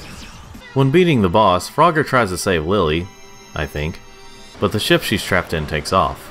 But Army Frog encourages Frogger not to give up, which makes Frogger grow a thumb. This cutscene misleads us into thinking we'll be using other characters as well, but we still only use Frogger. Then we move on to the last world, Nebula Nemesis. This place has its frustrating moments, but it's not as bad as the Sunken Temple. Until you get to the last level. Good golly Lord Almighty, this place is super annoying. You have to navigate these bombs to these doors to get through. But remember how I talked about Frogger's slow animation that locks up the controls? Well, it's at its worst here. You have to move these platforms to make sure the bomb doesn't fall off. It's quick enough to hop around, but due to the slow animation of pushing and pulling, it's hard to keep up, despite how slow the bombs are. Oh, and the best part, if the bomb gets too close, you can't move the platform anyway. It just falls off, hardly giving you a chance. I absolutely hate this level. I understand the last level should be the toughest, but it didn't need to be this way. Well, after that hellhole, we make it to the last boss, a giant robotic frog. This is probably the best boss in the game. It's challenging, but fair. Mostly. The music is really cool, and it's just overall a good time. Whenever a red button appears, you have to press it. Then you make your way to the middle, where an electric blast hits the boss.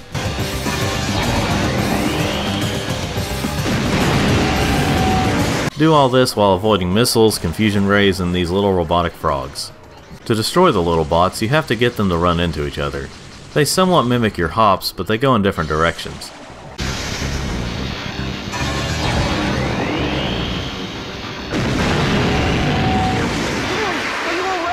Frogger, I don't think that's Lily.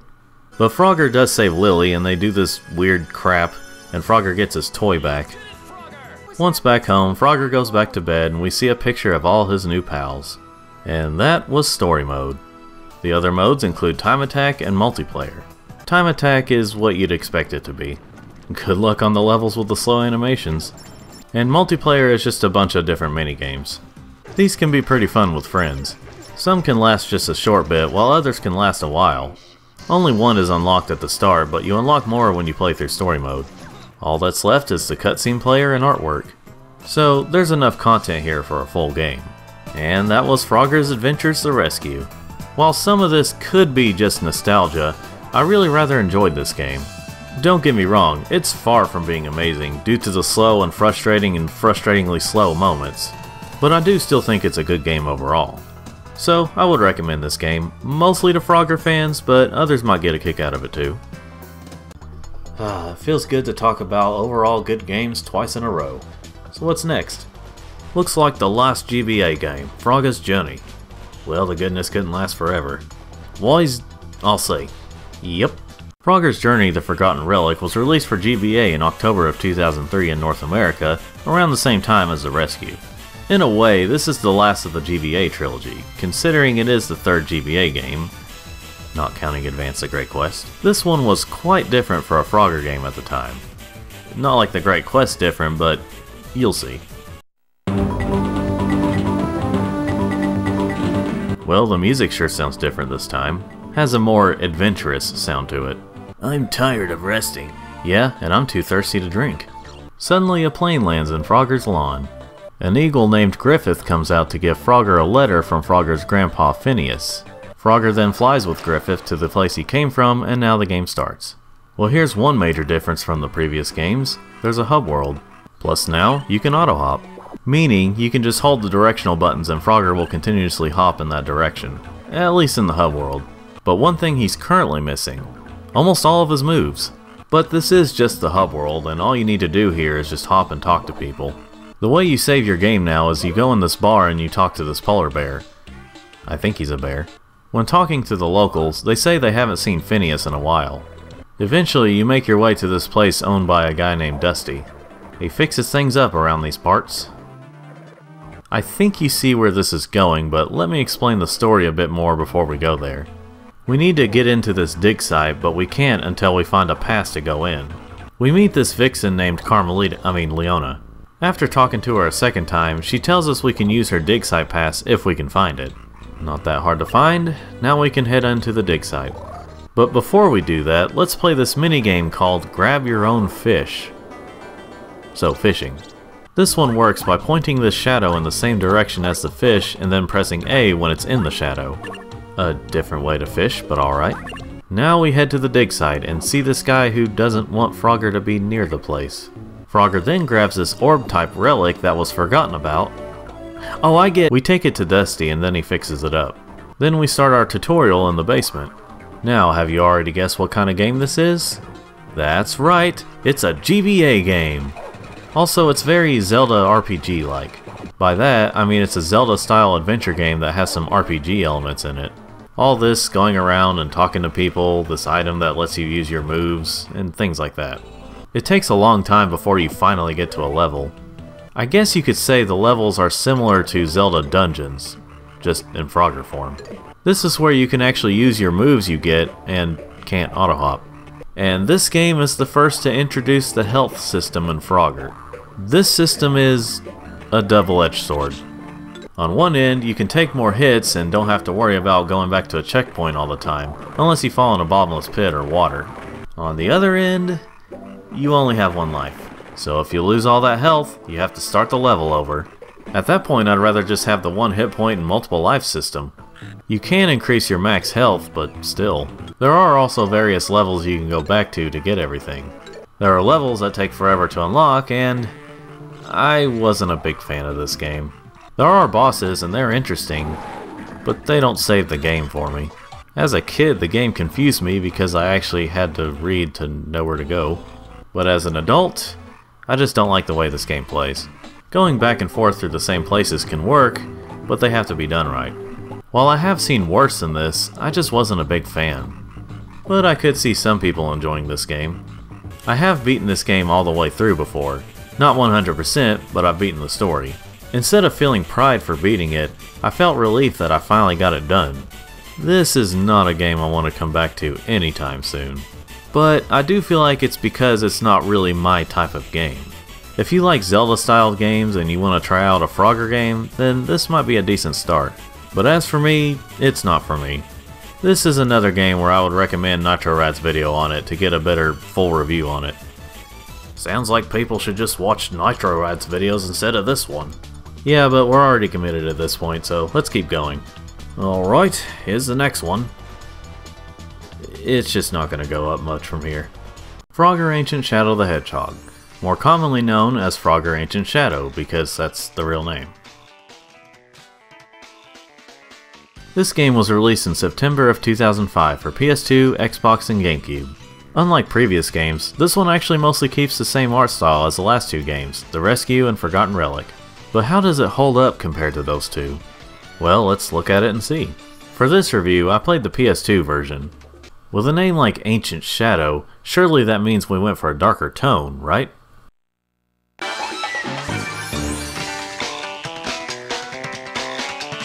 Okay, well that's just the theme music. I bet the tone will be a lot darker.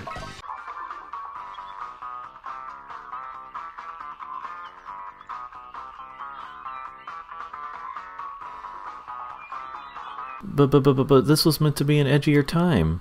Come on, 3 of the Giants got their first E10 rated games around this time. Huh? Whoa, what the holy moly, that was scary! Hi, Frogger. Did I wake you? So Lily talks more in this game than any of the other previous games. She tells Frogger that things have not been right around Firefly Swamp. She says she saw a suspicious shadow walking around. Try saying that really fast. Well, as usual, Frogger heads out to investigate. But before he goes, him and Lily decide to break the fourth wall. But promise me you won't get kidnapped in this game, okay, Lily? Well, let me check. Uh-huh. It seems I'm okay this time. Oh, isn't it great when cute couples do things together? So then we start things off at Frogger's house. This is basically our hub world, though it's not nearly as big as Forgotten Relics. Going into Frogger's house, we have a few things to look at, like unlockable letters from various characters and developers. Check how many coins we have, go to the load save screen, and that's pretty much it. Okay, there's a little more, but we'll get to that later. Now let's finally go into a level.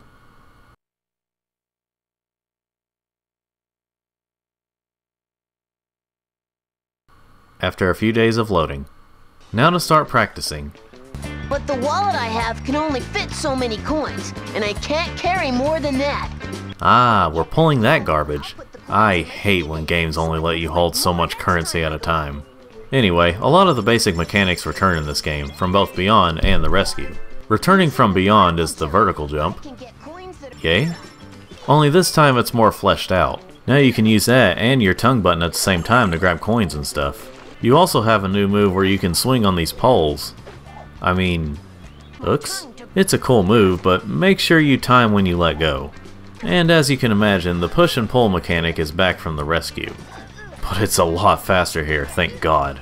It can still run you into some trouble, but not as much. The end of the level is this little stone thing instead of this huge frog head.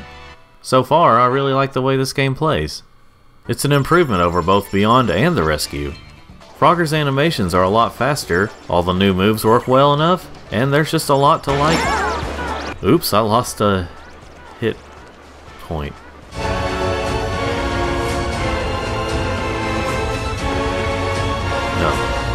No, it can't be.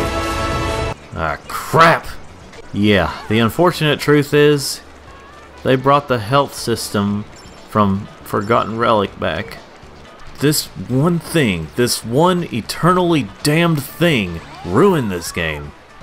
I mean, there are other problems with the game, like some of the level design. The amount of enemies and hazards in one area, animation and cutscenes can look pretty awkward. Unfortunately, it's been stolen by a suspicious character. I cannot apologize enough to our ancestors. And they brought back some puzzles that can be too hard at times, but that's mostly on me. Well, I could forgive all that if it wasn't for this frog-forsaken system. This makes anywhere I go, levels, bonus areas, and bosses, more stressful than they should be. I could get past some of the level design for certain levels, but they feel way worse simply because of the system. And in case you've forgotten, I don't hate this system because there's health. I hate it because the trade-off is you only have one life, so it's unnecessarily difficult.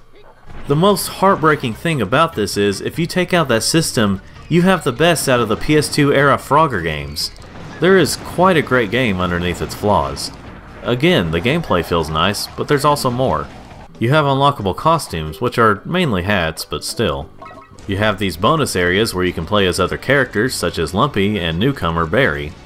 There's also a fun multiplayer mode. It's not fantastic, but it's good. And there's the usual behind-the-scenes sketches and such. There's some references from past Frogger games. So if it wasn't for that one fatal flaw and a few other little things, this would have easily been my favorite Frogger game from the PS2 era. I have actually gotten farther in this game than I did for this recording, and farther than I did when I played it as a kid. But it annoyed and frustrated me too much, and I just couldn't handle it anymore.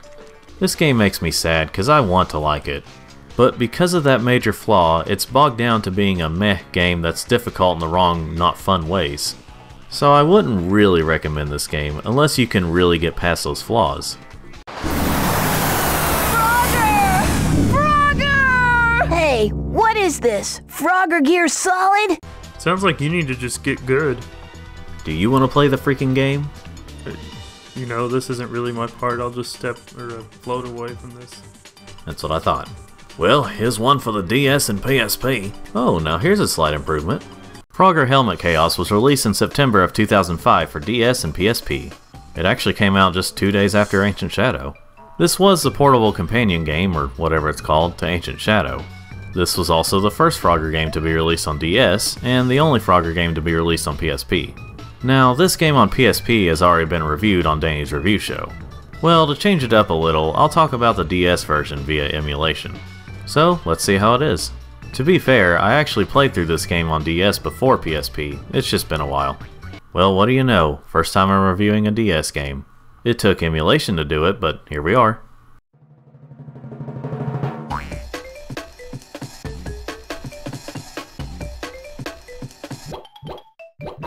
Now this whole setup feels like this is a little kid's game, like even more so than the previous games. And starting out the story, it sure as heck feels that way at first. Our story begins, as most stories do, once upon a time in a swamp, where there lived a frog named Frogger and a toad named Toady. Hey, that's Lumpy! But as we go on, it gets a little less like that. It becomes less like a kindergartner's game and more like a second grader's game. Anyway, the gameplay is pretty much the same as the PSP version, of course, just with downgraded graphics. And the gameplay overall is identical to Ancient Shadows gameplay. So we have both a good and a bad sign. The good sign is that means it feels good to play. The bad sign is, well, if the game is like this, then that means... Yep, the health system is back. Good golly. So, as you can tell, the bottom screen is where the action is for the gameplay. The top screen shows off your health, coins, time, and points. I can't really remember if you can change that or not. Anyway, something seems different about the level design in this game. It feels better than Ancient Shadows. Well, if you have seen the DRS video about some PSP games that never made it to the PSN, you'll know that I find the health system to be much better in this game. So maybe the level design feels better due to that. But I think it's also better due to not having as many enemies and hazards around.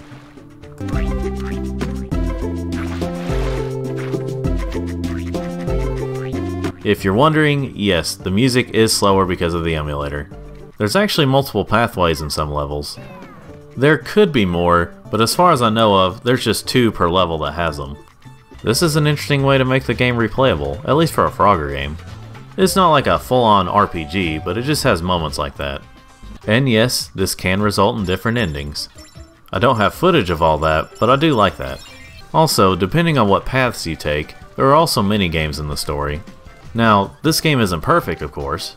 Where the level design and health system are better, the health system can still be a problem. The only reason I think it's better overall here is because it doesn't take as long to increase it. But when you get into the later levels, it gets pretty difficult. Not as unnecessarily difficult like Ancient Shadow, but still. But this game does have a lot to it. I don't have footage of it, but you do unlock costumes in this game. There are also mini-games here, outside of story mode, which can be fun. And like what I said in the video about the PSP version, you can tell these mini-games were made for DS. Like the one that's set up like the original. It uses the 2 screens instead of turning it on its side. And there is an exclusive minigame in this version that has to do with using the mic on the DS.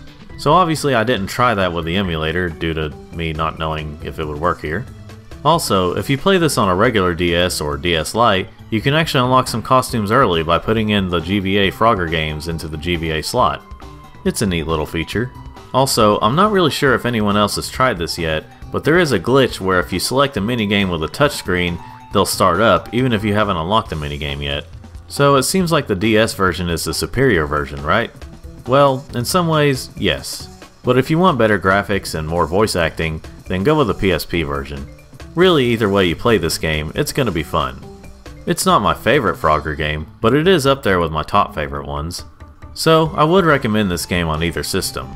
And if you use an emulator, make sure it's a good one. Good that was another good one.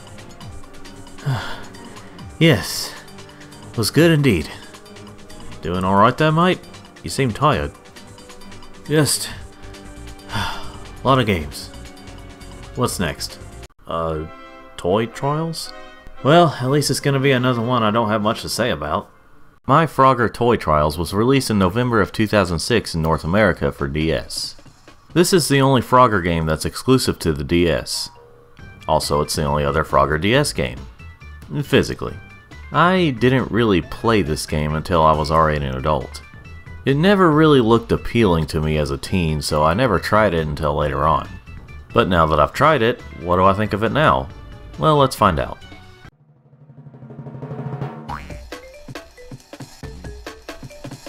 Well, we're reusing the main theme from Helmet Chaos. Not just the same theme, but literally the same track. So that's a good sign, right? Now let us name our human character with a card with a panda on it. Have you ever dreamt of the perfect pet? Well, if so, we can make your dream come true. Send a drawing of your dream pet to Toby Incorporated and get your very own toy pet. This is a Frogger game, right? Did I pick the wrong game here? So the story of this Frogger game is this kid, of the name you choose, is waiting on the egg of his dragon to arrive. Apparently a kid can send in a drawing of their dream pet and they can make it come to life. Well, during this long drawn out cutscene, our character's egg has yet to hatch. Well, when it finally does, it's Frogger. Finally, our little green boy is here, and it disappoints our character. Me and you are not at all alike. To shorten these drawn out cutscenes, our saddened character's pet is made fun of by the other kids, except his friend Lucy. She got a pink frog named Lily. Oh really? Well, our main character mopes around until we finally travel to where we enter Frogger into this contest. This is where the actual Frogger gameplay starts.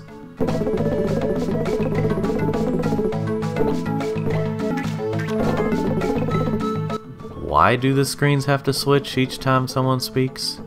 This is really confusing and annoying. It would have just been so much easier if they had just had words on one screen and then the gameplay on the other. Anyway, the gameplay is, of course, the basic Frogger gameplay we know at this point.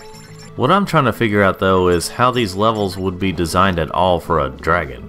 Some elements from the previous games aren't here, but some are, such as the 8 coin system and some of the sound effects.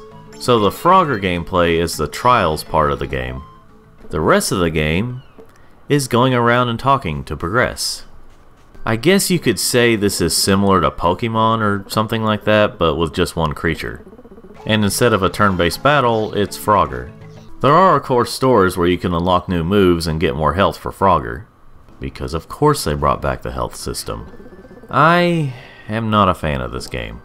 I get what they're trying to go for, but this is just not my thing. Now, had this game been executed better, then I don't know. I mean, the gameplay works well enough and the Frogger gameplay is fine, but it just kind of bores me. There is way too much talking in this game. I don't know if this is because I'm just so used to Frogger just being level to level, or at the very least games where the normal gameplay is most of the game. But I just don't like this setup. Also, the music kind of sucks in the game. They have very short loops, and when it does loop, it takes it a few seconds to start back up. Some tracks are only like 10 seconds long, at least in the parts where you play as the kid. Anyway, I got to this point where you have to roll Lumpy around with the touchscreen and I couldn't get past it.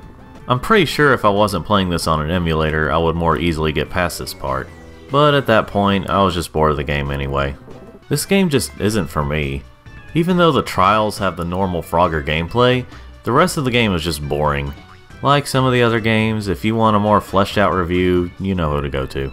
But as for me, I won't be in a hurry to come back to this game. So, for Frogger fans, I wouldn't really recommend this one. Okay, what's next? Donnie, I think you need a break. But, the video. Look, I know it's not my part yet, and you're supposed to be doing the reviews, but why don't I take the next game so you can take a break? Well, yeah, whatever, go ahead. I won't let you down. So what's the next one, Pep? Well, Untitled, it's Frogger's 25th anniversary. Pretty sure it's in the 40s now. No, that's the name of the game, mate. Oh. Let's check it out. Frogger 25th Anniversary was released in July of 2006 exclusively for Xbox 360 via Xbox Live Arcade. So this was the very first Xbox 360 Frogger game and one of the earliest XBLA games. With so much potential, I wonder what they went with. It's just the arcade game. With updated graphics and sounds, but that's it. I mean, I like the game, and you can actually change it back to the original graphics if you want. The updated ones are fine enough, though the semi-realistic stuff looks weird with the tile hopping gameplay. But, I don't know, I was expecting a little more. I'm pretty sure if there was much of a game online, it's most likely been shut down now. There is a multiplayer mode, but I'm pretty sure it's just the pass the controller type multiplayer. So, there's not much else to say, it's just Arcade Frogger on the 360. I mean, if you like Frogger, then you'll like this game. It is currently compatible with Xbox One and Series X/S, and it's pretty cheap. But don't expect more than what it is, the original arcade game with some old XBLA stuff to it, and optional updated graphics. Alright, what's next? Actually, I think I can take back over for the next one, Untitled. You sure? Yeah, I'm good to go. Well, alright, mate. Here's the next one. Something wrong? No, it's fine. I already said I'd do it. So let's get to it. Frogger Hop, Skip, and Jumpin' Fun was released in September of 2007, exclusively for PS2. Even though this game still has an E rating, this is meant for little kids. Like, the cover says it's meant for ages 2 to 5, but the E rating is meant for ages 6 and up. Anyway, let's get to the game. This game is more meant for the sort of Konami dance pad thing, but not like DDR. This is a minigame compilation that's themed around Frogger. Even though they used the same art style as the more recent games at the time, they decided to age Frogger down. He now sounds like a 5-year-old. As you can imagine, the minigames are brain dead easy, or just challenging enough for 2 to 5-year-olds. The graphics and sounds really remind me of an old educational computer game from the late 90s and early 2000s. I'm sure if I was around the age group this was more meant for, I'd enjoy it more. But as an adult, it's a very dull game. But even for a young kid's game, I feel like they could have done better. This game could have been a lot worse, but it's still kinda bland. But hey, if you have kids between 2 and 5 and you can find the whole setup for a cheap price, then they might like it. You can play it with a controller, but I'd suggest trying it out with a working, whatever it's called, pad. Alright, what's the next game, Pep? Actually, I'll take over for the next one. I'm rested up enough, I can take back the... lines were already recorded from the previous script for this. Oh. Alright, go ahead. I guess you guys are taking turns for the next few games, huh? I guess you could say that. Well, here's the next one, Untitled. Thanks, you Ripper. Mate. Sorry. Frogger 2 was released in June of 2008, exclusively for XBLA. Unlike 3 Deep and the home console/PC versions of Swampy's Revenge, this one has no subtitle in the name. It's just Frogger 2. So what could this sequel do differently? How about we take a look?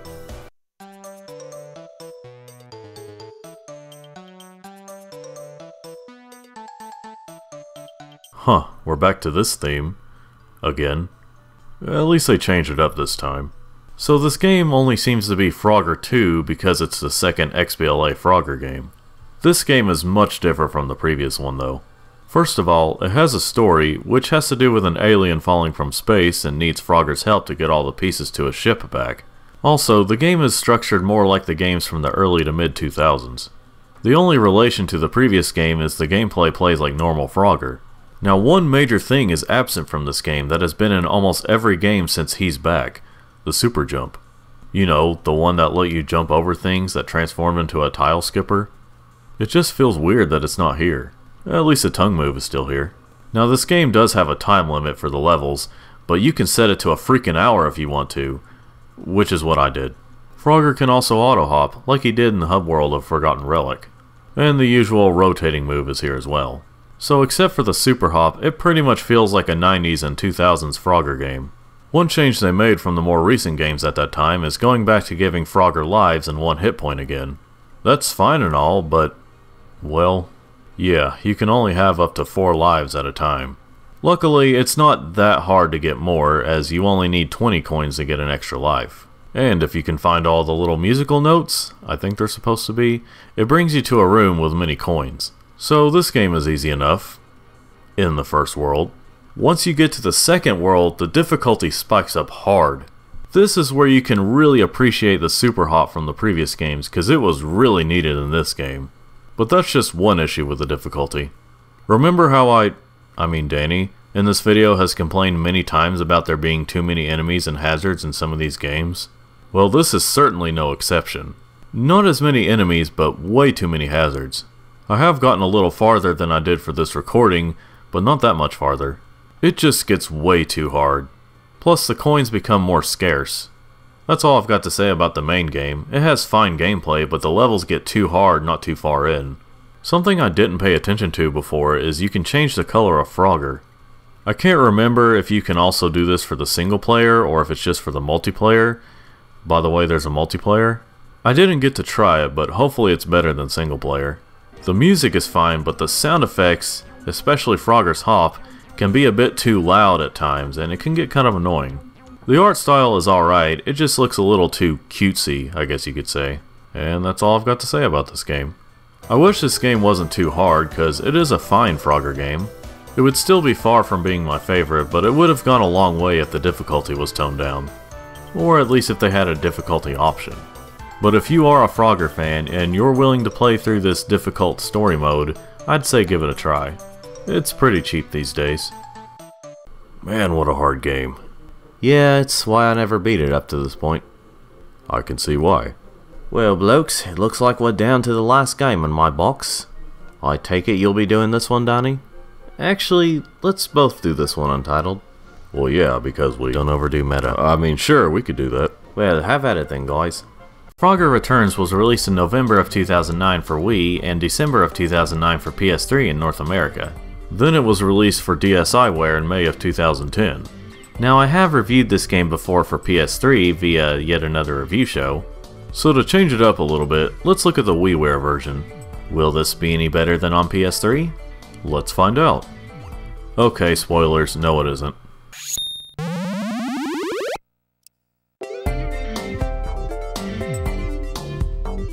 Ugh, still just as ugly as on PS3, just with less definition.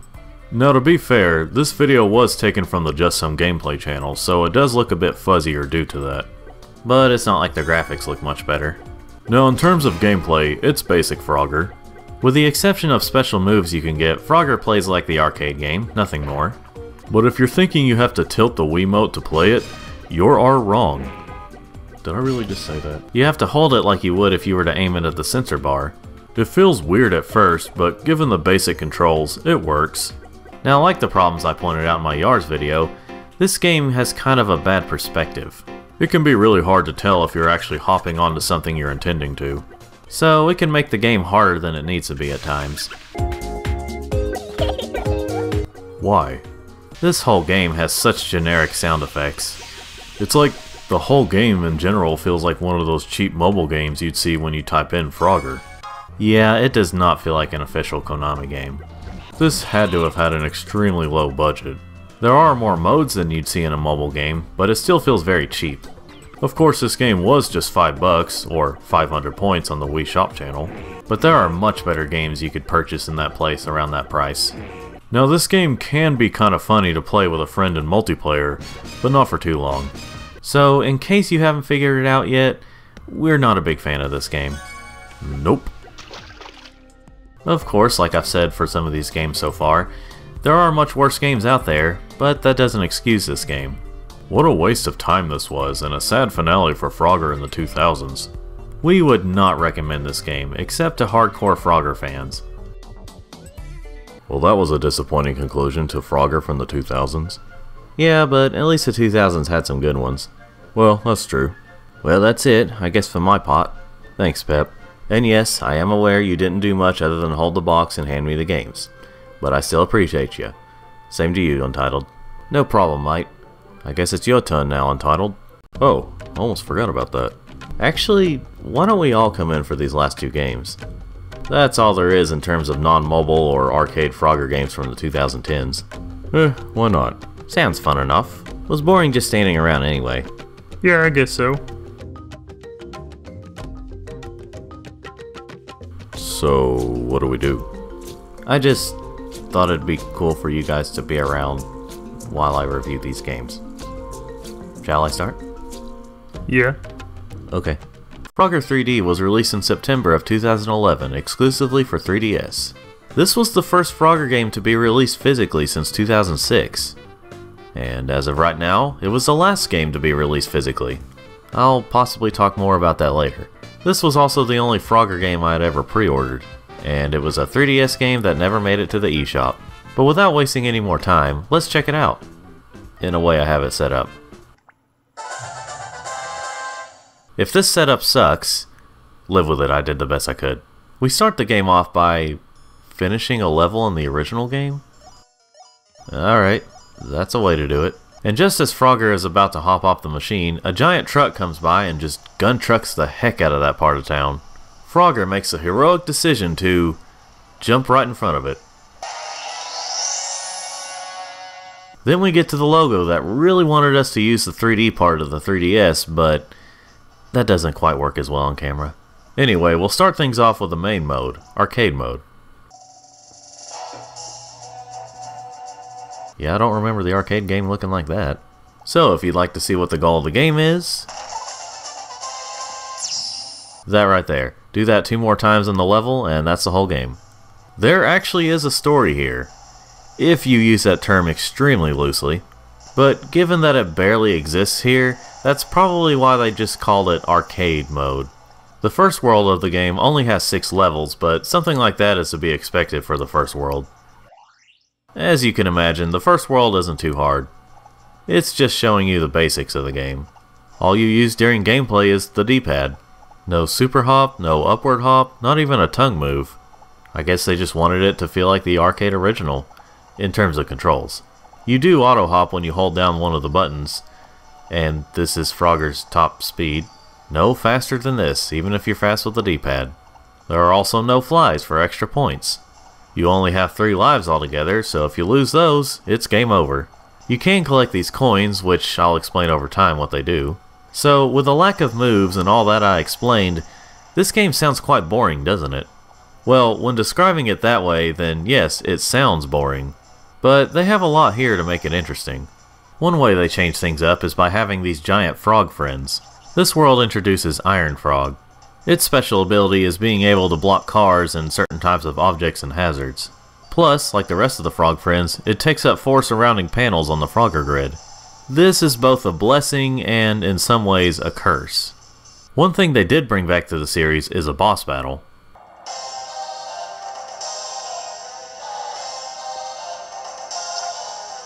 The first boss here is the giant truck that we saw in the opening. What you have to do is pop 4 of the tires with this spiky thing that Frogger can move around. Of course, you'll have to dodge the truck in the process, as well as other vehicles. You'll have to pay attention to when it moves and where it moves too. After defeating it, you climb into the trailer and get to the goal. A short cutscene plays, showing Frogger eating this orb thing, and now he can go between dimensions.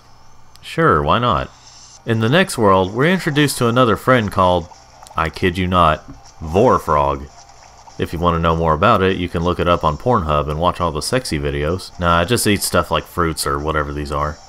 This helps Frogger get by quicker, but the catch is it automatically heads for the food. So that does some harm in future levels. We're also introduced to Big Frog. It's similar to Iron Frog, except this one squishes little enemies like these snakes.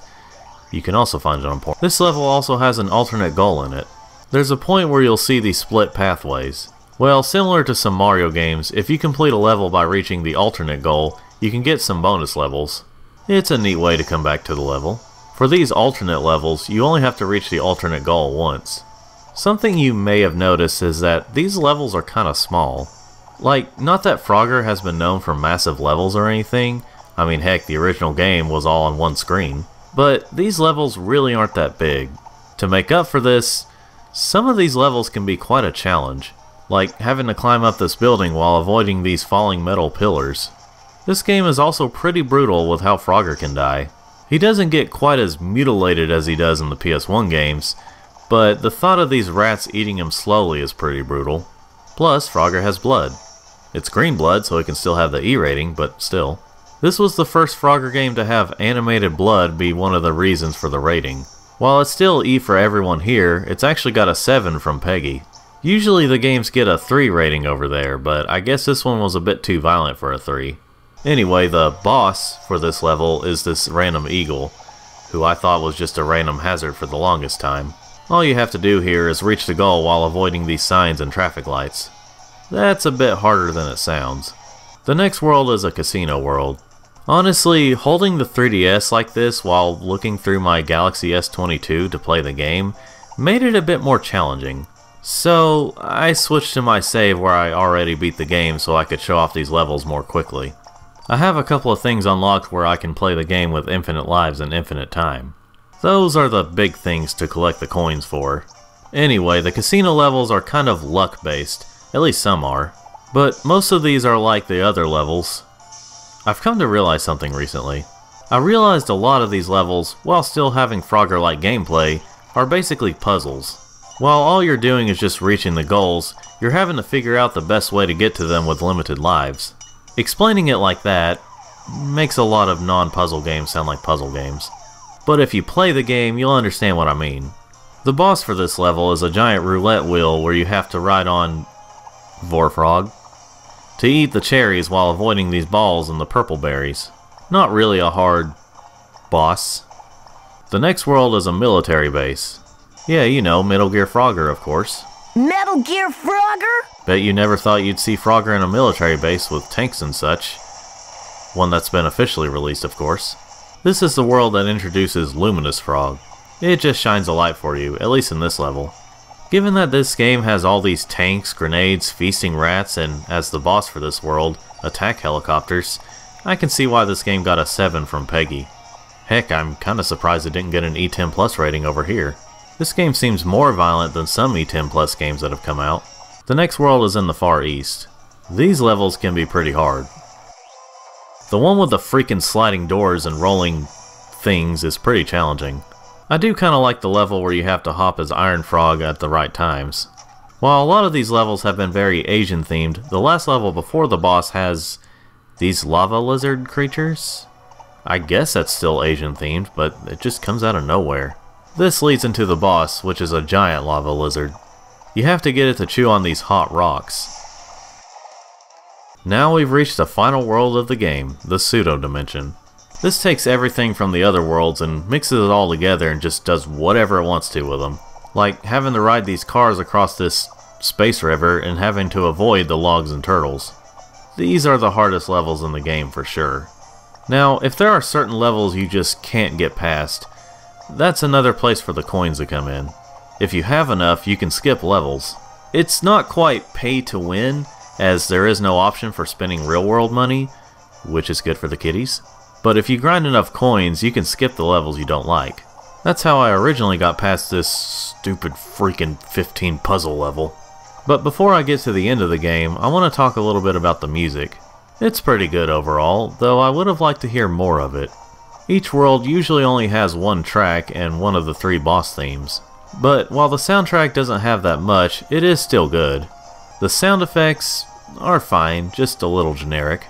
Anyway, the final boss of the game is this giant pixelated frog. You have to defeat it by using all of Frogger's giant friends and their powers. You have to do all this while avoiding its attacks that turn you into classic Frogger. This is symbolic. It means you can't just let the past consume you. While you can appreciate the past, you can't just keep living there.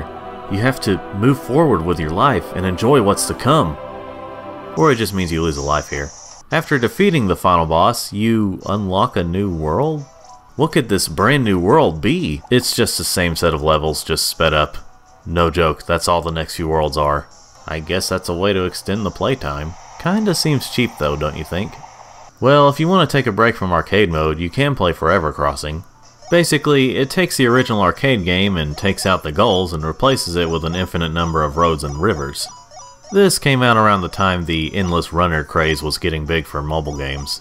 So it made sense to have it here, and it can be a fun break from the regular game. And if you've beaten everything in arcade mode, you unlock challenge mode. This is just taking the regular levels and giving you an extremely short amount of time to beat them. You can collect these clocks to extend the time, but it's basically just time attack with the same levels. I'm not a big fan of time attack modes in non-racing games. There's also a multiplayer mode, which I have yet to play as of this video since I know pretty much no one else who has this game. Obviously it sold more than one copy, but I don't know anyone personally who has this game. Outside of some gameplay modes, you can look at some concept art, so that's neat. And that was Frogger 3D for 3DS. It's overall a decent game. This was once my favorite Frogger game. For a very short while. I think I was just excited to have a new Frogger game at the time. But now, I'd say it's on the lower end of my top 10 Frogger games. Now of course that doesn't mean it's bad at all, it's just not as good as I once thought. It's still a fun game overall, just a challenging one. If you're a Frogger fan, you'll enjoy this game. The price has stayed relatively the same over the years. When it first came out it was $30, which was about $10 cheaper than most 3DS games at the time. So you may find it for $30 or less at this point in time. Anyway, I'd recommend it. So that's that one down. Wonder why there really wasn't that many of these in the 2010s. Guess there wasn't really a high demand for Frogger around that time. Seems like a waste of a great franchise. Yeah, even if not all the games were good, it's still a good franchise overall. So I agree with you all, but we still have one game left. Oh, well, carry on then. Thank you. Without further delay, let's get to it. Frogger Hyper Arcade Edition was released in July of 2012 on Xbox 360, PS3, Wii, and mobile phones. It came out digital only with no PC release, so that's going to be fun to try and hang on to. Anyway, I wanted to play the game on the 360 as it is the best way to play the game. The Wii version is no longer around, but was also a neutered version of the game, and the PS3 version, well, I'll get to that. So I wanted to play the 360 version. But due to the recent events with the Xbox 360 games, I can't do that. Look it up to see what I mean, assuming you're watching this before they fixed it, hopefully. So instead of having an HD picture, I'm going to have to go with the PS3 version, using composite cables cause setting up the HD to capture PS3 games is a pain. But anyway, let's get to the game.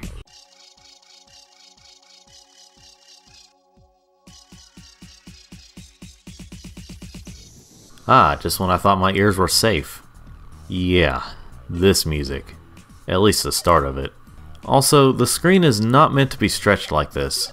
I set the display to be 16 by 9 and it still does this. I freaking love technology, man! Anyway, this game is basically a party game overall. There are many different modes, but of course I'll be starting out with Classic Frogger. This is one mode where you can actually change the way it looks, such as 8-bit, Next Gen, Hyper, DDR, Castlevania, Contra... Yeah, I know, it's Konami. Let's go with 8-bit for now. When they say 8-bit, well, you see. It's set up like the old arcade game, but you may notice some additional things here. Since this is widescreen, they added 2 extra goals per level. So now to beat a level, you have to reach 7 goals. It seems like it would be harder that way, but you have all this extra space, so it's all good.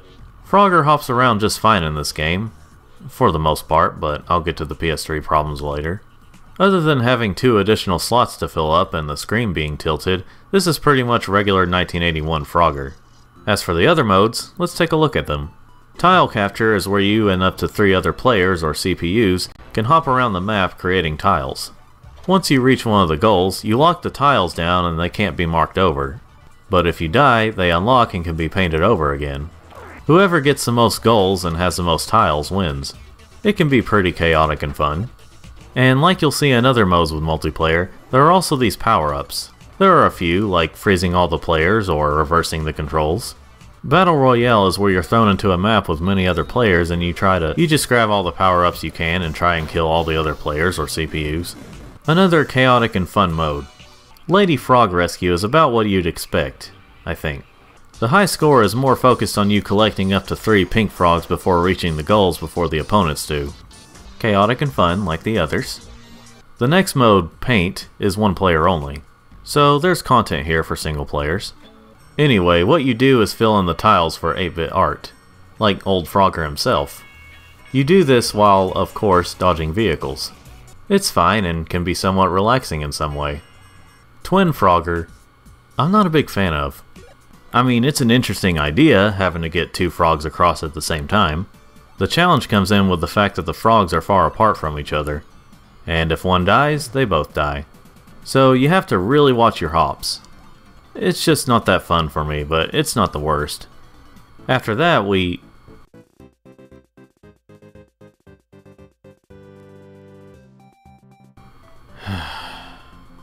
And now allow me to mention, this is a problem exclusive to the PS3 version.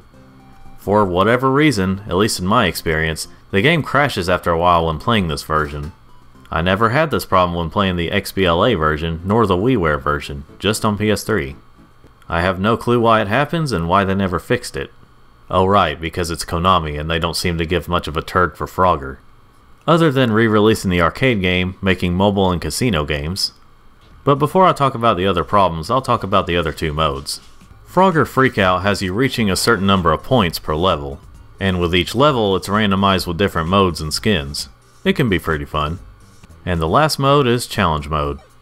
There are 20 of these and you complete, well, various challenges. You only have one life, but these challenges don't take that long to complete, or lose. I was gonna try and complete them all, but then the game crashed again. After beating some challenges, you unlock these little mini-movies called Frogger in Love. They are just cute little animations of 8-bit Frogger trying to reach the pink frog he loves. And that's about all I have to say about Frogger Hyper Arcade Edition. It's overall a pretty fun game that would be great for parties, especially Frogger fans.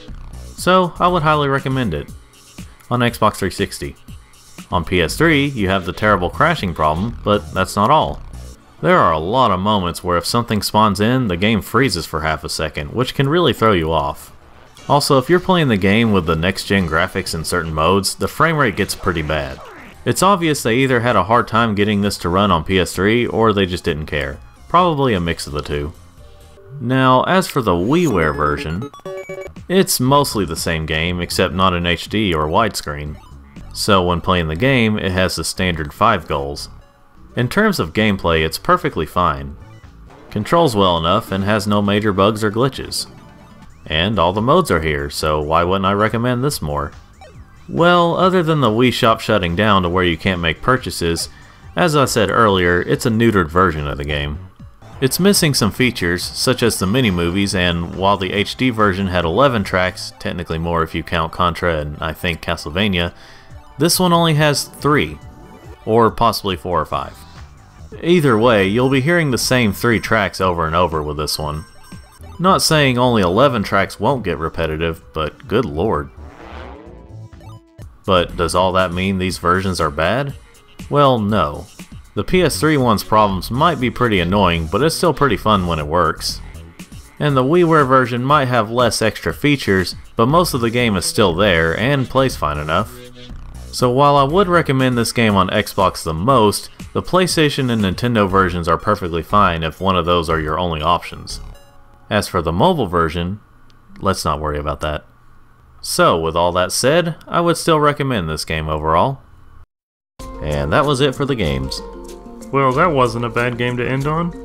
Seems like a pretty fun multiplayer game for parties. I could see myself playing that with some friends. Heck, I'd play it here with you guys. Well, I wish a lot of people thought like you guys. I suppose this is...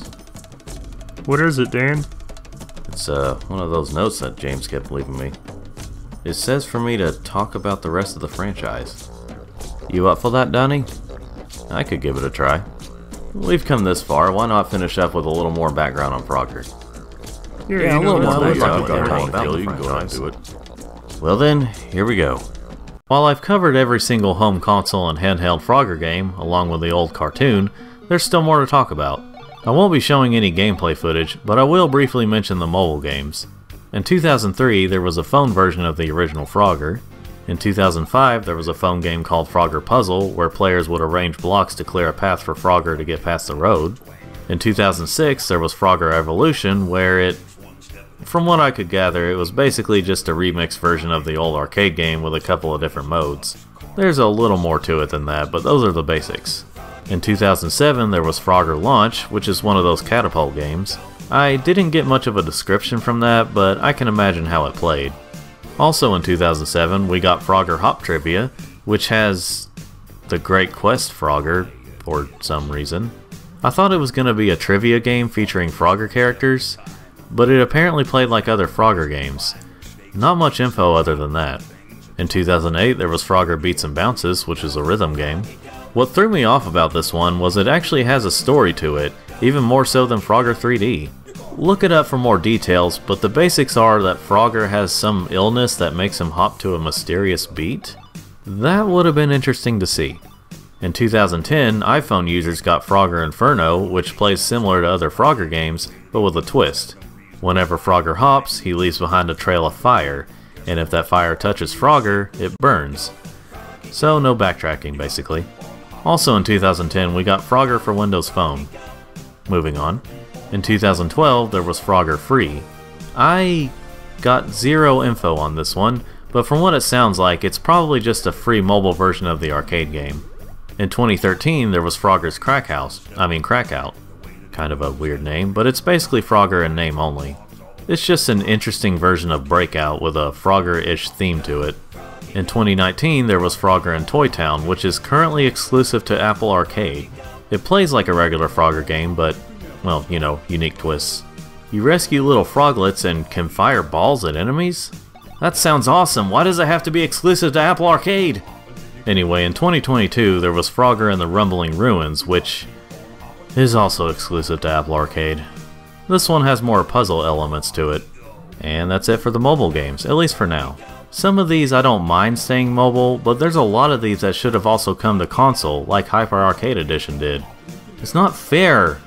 As for the other stuff, in 1981, obviously after the original game, there was a Frogger board game. I have heard more about it in recent years, but I don't really remember how it plays. In 2017, there was a casino game called Frogger Get Hoppin'. It's a mix between a roulette wheel and the regular Frogger gameplay. In 2021, to celebrate Frogger's 40th anniversary, there was a game. Show. The fastest way to describe it is Wipeout with a Frogger theme. Contestants have to make it across different obstacle courses without falling in the water. If they fall 3 times, they're out. So whoever makes it farthest to the goal in the shortest amount of time wins. The last round has the winners of the previous courses compete to win the cash prize. They must collect each of the 5 froglets before the time runs out, and if they fall in the water even once, they lose. As of this video, I have yet to watch all the episodes, but I have watched the first few. I've even chatted with some of the contestants of the show, and they seem to have enjoyed it. Most of them didn't even know there were sequels to Frogger, but that show was more meant for people who exercise more and not for people with all the game knowledge. One of the contestants, Zoe Kahn, I actually watched her stream the original arcade game on Twitch before watching the episode she was in. That's actually how I found out about her being on the show in the first place. She revealed some behind the scenes stuff about the show. Like how, even though the episode made it look like she was the first to go in the last challenge, she was actually the last to go. She could explain it more, but basically it probably has to do with the show's runtime and whatnot. You should go check her Twitch out, if you like Call of Duty Warzone mostly. And no, she didn't ask me to mention that, I just did it out of the kindness of my heart. Now, what was I talking about again? Oh right, Frogger. I thought the game show was fine, but it's not really for me. I'm just not really into game shows, but if you like shows like Wipeout, then you should enjoy this one as well. As of this video, there's yet to be an announcement for a second season, so we'll see what happens. It's currently watchable on Peacock. And one more thing to mention is, there is supposed to be a new Frogger game coming to the Intellivision Amico. If that system ever comes out, I guess we'll see how that goes. And that's all there is to say about Frogger for now. I've covered as much as I could, and I hope to see more in the future. By more, I mean I hope more console games come out. Please, Konami!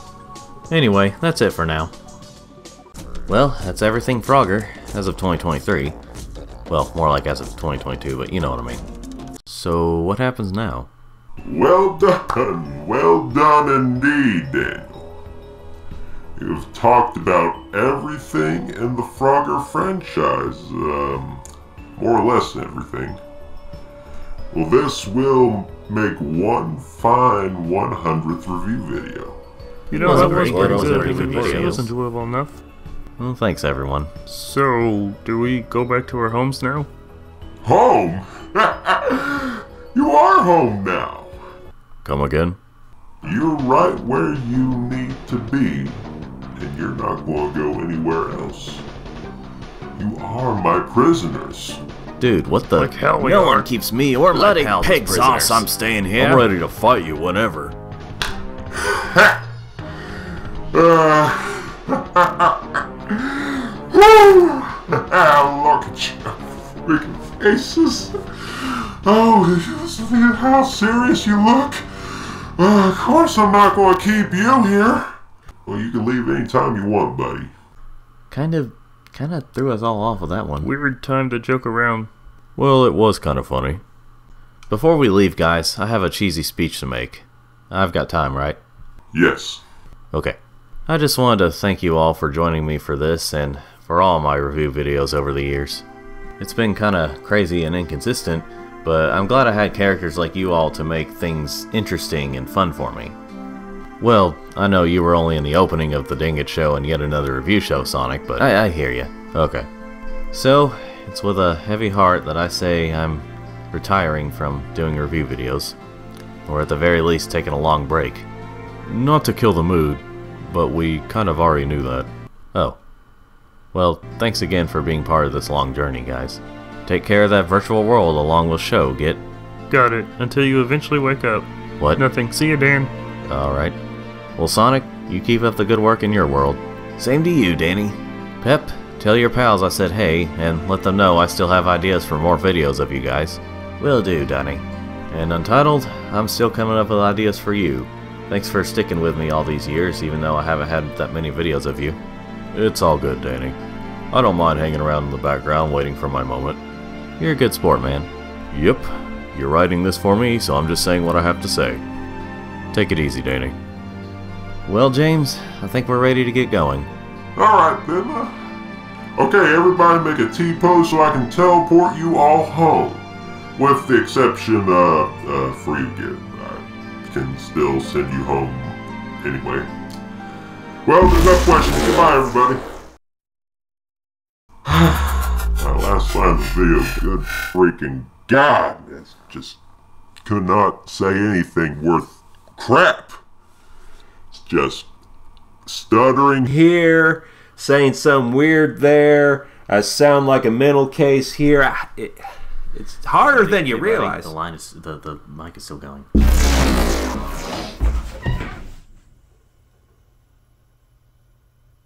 That doesn't happen to you every day. Well, if that's that, I guess there's only one thing left to do.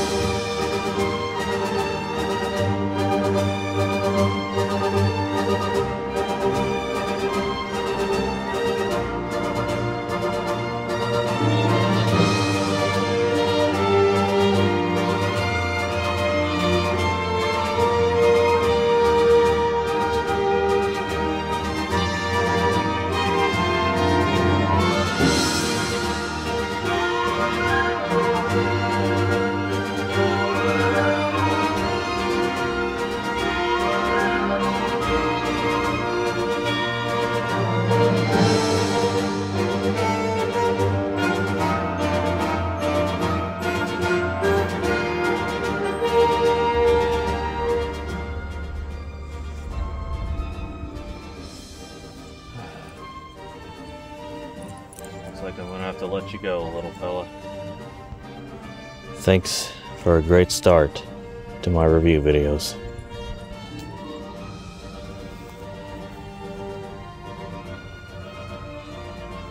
Go. Be free.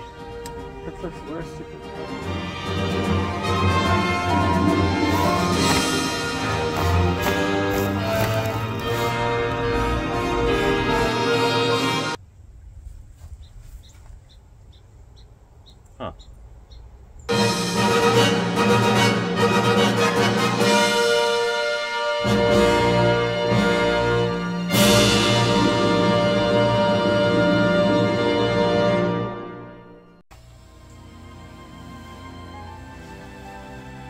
Hey everyone.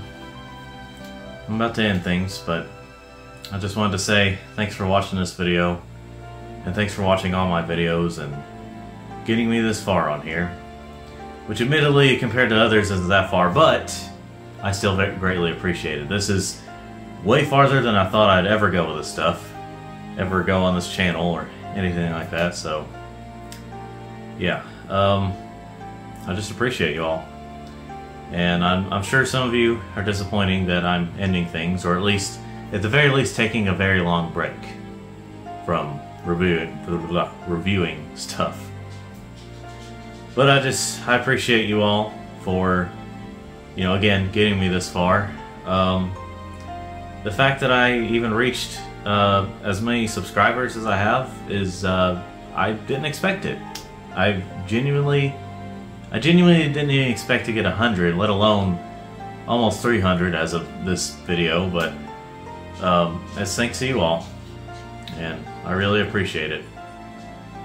So yeah, thanks for watching my 100th review video, 100th official. Bit of a complicated pass, but it's the 100th official video.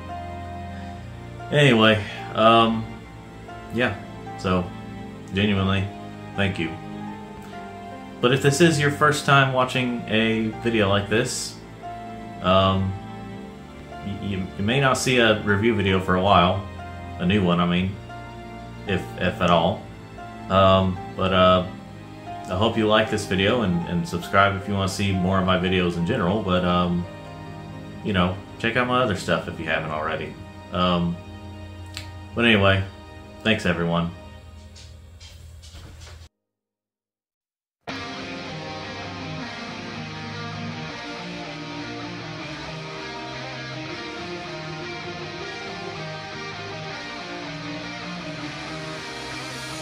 The skies ahead are vast and clear. I hold my breath, step up a gear, feel the wind, smell the air. Chances are everywhere. Our sights are set beyond the moon. Let's show the world what we can do. Dreams are big, eyes are wide. Hear the voice deep inside. Obstacles are no excuse. Come what may, there's nothing to lose. Turbulence won't stop us, we'll keep pulling through. Challenges life throws our way, make us even stronger today. This is how we ignite. Boost your spirit off the ground. I'm a spark that won't go out. We can go much higher now. Gravity